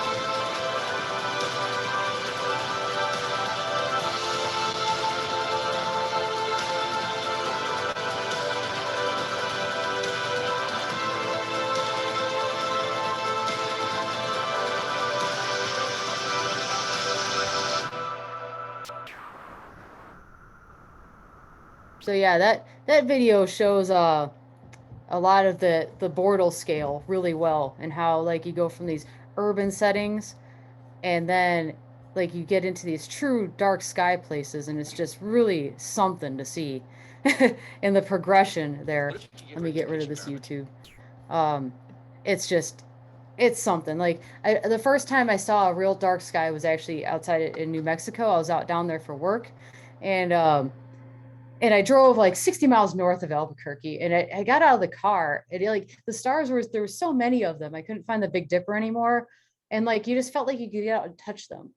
Like, and then it's like the most amazing thing in the world. And it's kind of a shame that we're losing this ability to see this at a pretty good clip. So with the work of the Dark Sky Association and just education on this, I'm hoping that it inspire more people to be like, hey, it's a very simple thing to do, just to, implement a little bit smarter lighting. I'll show this one last video because this guy does a really good job with, he uses the moonlight too. So all the images, all the time lapses in this video were shot at night. So some of these almost look like day because he uses the moonlight, but it's another one's pretty cool. So let me bring that back up and let me stop this. It also starts with a pretty interesting little story about Los Angeles when they lost power. So it'll be a kind of a fun one. So let me share that YouTube link again. Okay. Share. Okay. Can you see that? Yes. All right, perfect. So we'll play it and I'll go to full screen. It's another one. It's all about 3 minutes long too.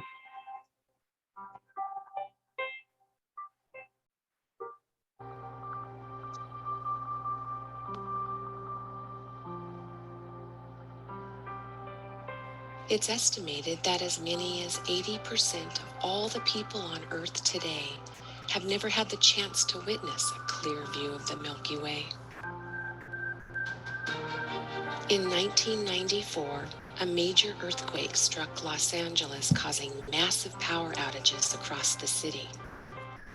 Residents reportedly called 911 to express alarm about a strange, silvery cloud hovering overhead. They were in fact seeing the Milky Way galaxy for the first time.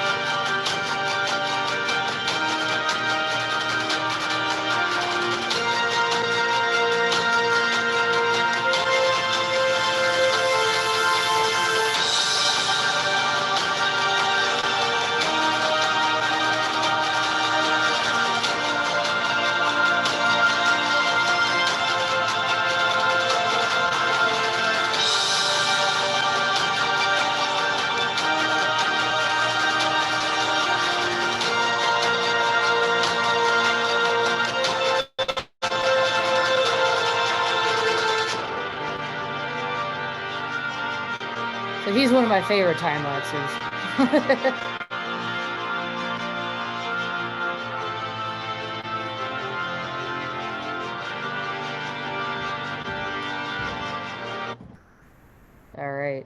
Yeah, he's definitely one of my favorite time lapsers out there. He does such like great work with the moonlight and everything. But yeah, it's another great example of saving these dark skies. So anyway, let's see, I'll unshare this so you could just chit chat. Hold on, okay. Oop, maybe not. Let's see. I know I don't do too many Zoom things, so I'm always kind of cumbersome getting on here. But yeah, that's kind of the gist of it. I don't know if you guys had any questions. I wasn't sure, like I kind of wanted to do like an overview of my kind of the light pollution thing and why it's important. And yeah, I just have a lot of fun with it. I love being in the Great Lakes region. There's a lot to explore and do around here. And I think we're in a pretty good position to help preserve what we have, to keep those city people like me, keep all those lights down there. Yeah, thank you. This has been really amazing overview. There are no questions in the chat right now. However, maybe people are inspired now to just voice. Yeah, it's I mean, I could go for a little bit here, like just how it's kind of funny how I ended up getting into this night photography thing, because I used to really just do cars and stuff like that, but I didn't think you could take pictures of the night sky with a regular camera. I really didn't. I thought you had to have telescopes and a bunch of expensive gear. But then I was at some car meet a couple of years ago, and we were driving back, and I put the camera down on the ground and just, I don't know, ran it for like 15 seconds. And I was like blown away what showed up on the back of the screen. I was like, oh my gosh. And so then it wasn't long. And I don't know, 3 months later, I had a whole new camera because I was using an old one, like an really old camera, and a star tracker and all sorts of tools to like help really start to unlock what you can see in the night sky. So it just kind of turned into this crazy obsession. Especially aurora chasing. Aurora chasing has really turned into a thing of its own. But once you see it, it's like it just hooks you. So that's another, like I touched on earlier, it's being in the Great Lakes region is actually really good for aurora chasing. Outside of being way up north in Alaska, we're probably in the best spot in the lower 48, being these Michigan, Wisconsin, and Minnesota in particular. So it's a pretty cool thing to be proud of. Like, yeah, we don't have epic mountains, but got Aurora and Great Lakes. So, Yeah, that's true. That's a great way to look at it.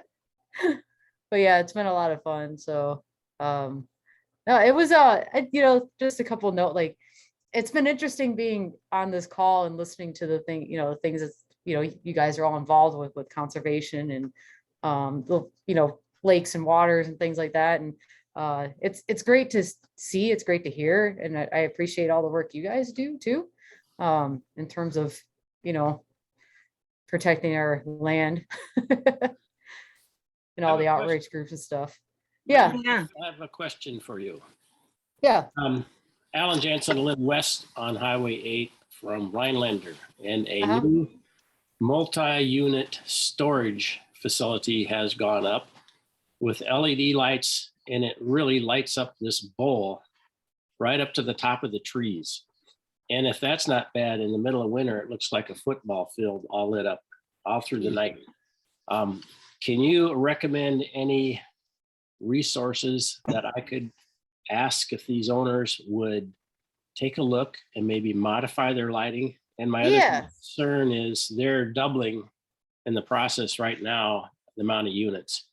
So I hope to get ahead of their purchase of lights. I may be too late on that. Yeah, that's what you're describing is exactly what we're running into. So dealerships, storage units, gas stations, they're like the worst offenders of this. They always purchase like the brightest of bright lights you can possibly find. But the best resources actually is, let me see if I'll just share the screen here in a second here, Eric. So let me share my internet screen. Hang on.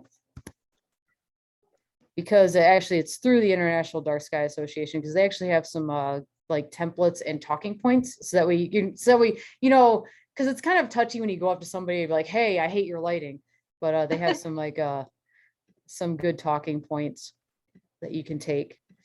So this is their website. It's darksky.org, and they have different links here. Let me see if I find the one for what you're talking about, resources. I think it's under public outreach materials.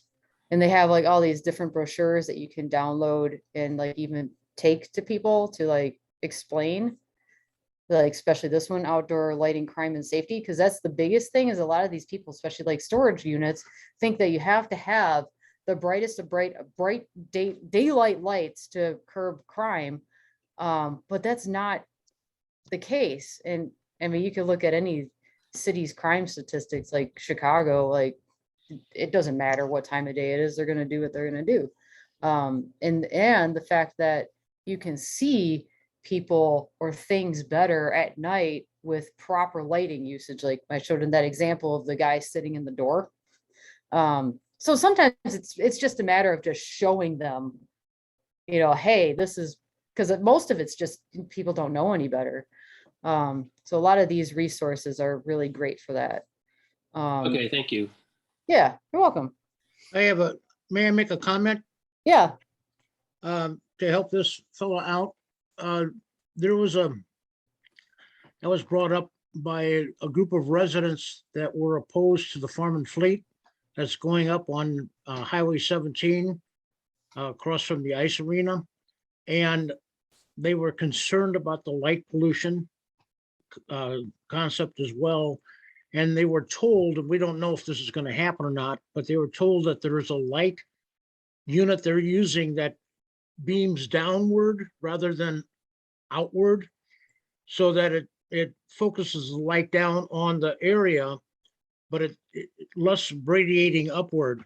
I don't know if that will be a help to the gentleman that just asked a question, to contact Farm and Fleet, find out what kind of lighting they're using. That might be a resource for them. Yeah, I'd say so too.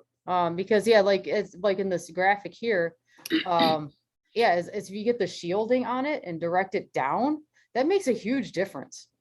So if it's good to hear that the Farm and Fleet did do that after, because like I said, a lot of times it's just awareness. They're like, oh, I didn't even realize that was a thing, and then they're like, okay, we could shield it, whatever. Yeah, we don't know if they're doing that yet. That's what we were told that they were going to do. Well, I hope they do. If it happens. Yes.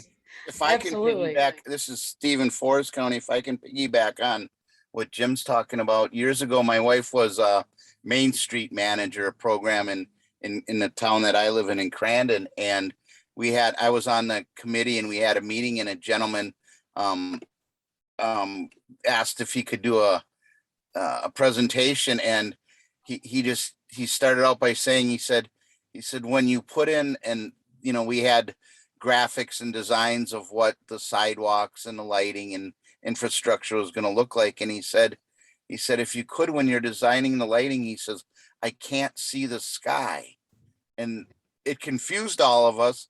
Well, we started to ask him, what are you talking about? He owned a planetarium outside of Crandon, and he's become kind of world famous. He's got the wooden planetarium. And my wife just approached the utility company, WPS, in the area, and they actually said, well, we can do this. And it was with the shield. So all of our Main Street lighting in Crandon points down on the street. So That's I awesome. was pretty proud of her for doing that. Yeah, I always appreciate these stories, because it's like, out of all of our pollution woes in the world, this is like the easiest one to deal with. It's like it's pretty easily solved, but it's just really just a awareness around it. But as we're finding out too, when I talked a little bit in one of the slides, like there is negative health effects to this too, like people that live in cities all the time, just with sleep patterns and not, with the stress and anxiety and stuff, a lot of that is tied into the fact that we don't have a true day-night relationship anymore. It's all we've turned night into day. And there's more and more studies being done on this, in terms of like links to, chronic illnesses and stuff like that, but I haven't, so it's just one of those things to keep tabs on because it's ongoing research. Since it's fairly, I think IDA came into late 90s, I think is when they came into be, or it might have been early 90s. So they've been trying to work with, getting the awareness out there and like working with doctors and stuff like that, seeing if they're seeing patterns of like people who live in heavily light polluted areas in terms of, out in the more rural areas and things like that, if there's any sort of correlations. And they're finding that there is some. So it'll be interesting. But I've noticed it too, like with the fireflies. I used to see them all the time when I was younger. And then like I went out I live in Des Plaines, Illinois. And I mean, there's different species of firefly, of course, but so we get some of them. And it's the ones that come out during like blue hour where it's a little bit lighter, but like the ones that need to be in the true darkness, we don't have those anymore. You have to go out to like, I think it's Shabana area, which is like 90 miles west of Chicago. And then you start to see them again. So some of these, our backyard creatures are starting to move out, where it's darker. It's interesting. It's something, never really gave much thought about, and now it's like, wow, this is a whole like thing.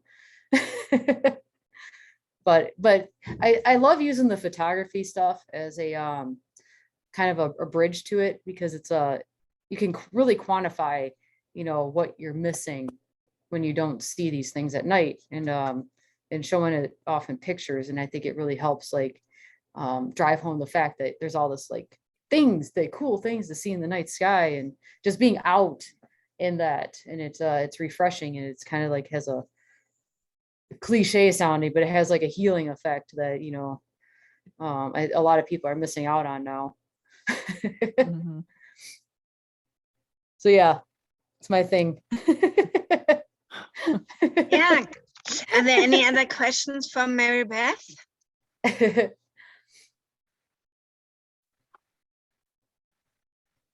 I hope I wasn't too dry for you guys, that you got a little bit of something out of that. I'm still Mary Beth, yeah, Mary what's Beth, that? I cannot, I can never figure out how to do the chat on the side. So I just want to thank you up front for doing this. We appreciate it very much. Oh yeah, I appreciated the invite to come out here. I was like, oh yeah, talk about light pollution. Yeah, I will be there. And I want to say thank you so much, Mary Beth. I do a lot of night photography for myself, and I have followed and friended Mary Beth on Facebook, and just really admire you and your work. So I was pumped when I asked, and she said, "Of course." It's like, yes. Yep, and I thought it was a good topic for our land and water group, because some of us are very familiar and sensitive to the topic, where others are not. And it is certainly a conservation topic. So I do want to say thank you, Mary Beth, for the time that you put into it and for talking with our group. And if with your permission, we'll have the recording and we'll share it to some others that couldn't make it, and just hopefully do a little bit more outreach going forward, coming out of Oneida County. Yeah, absolutely. It's a pleasure to be here. I appreciate the invite. And yeah, I'm still sort of like new to the whole like giving presentations thing. So hopefully it wasn't like too, like I think I talk too fast sometimes. So I got to work on that. But yeah. No, it was good. Everything's Good. okay. Thank you. Thank you. All right. You're very welcome. Yeah. Yeah. And thanks for hanging around and tuning in to what our little group does here. So I appreciate that. Oh as yeah. well. It's fascinating. I like seeing how like other people work, and different jobs, and what's entailed and all this. So for me, it was educational too. So great. Yeah, I appreciate it. Good. Well, I think we've come up to 1:30 here, and so I wanted to just wrap things up. And I don't think I'm going to say much. I'll just let if there's anybody else that would want to chime in. I don't have a lot. I enjoyed hosting the the meeting today, and we truly wanted to have it in person with a Zoom option for those that couldn't make it, and this is the way we went with an all Zoom. So, but thank you everyone for coming. I think I will turn it over to Jim, our new president, just maybe for any final last words to send us on our way. And thank you, Mary Beth. Yeah, thank you. I'd just like to say thank you to all the participants today for taking time out of your schedules to be involved in this effort. We thank all of our presenters, and we look forward to more good things to come from our Land and Water group. You guys all have a blessed afternoon and enjoy the mild weather. Yes. Summer is coming. Yes. I That's heard. what they say. They say it's coming. That'll be July 4th. Yeah. We got one day of July 4th and then we'll start working for fall, right? Yeah. Oh boy. Have a good day, everybody. Yes. Have All a right. good day. Good seeing everyone. Bye now. Yeah. Thanks, everyone. Bye now. Thanks, Michelle. You're welcome. Thank you.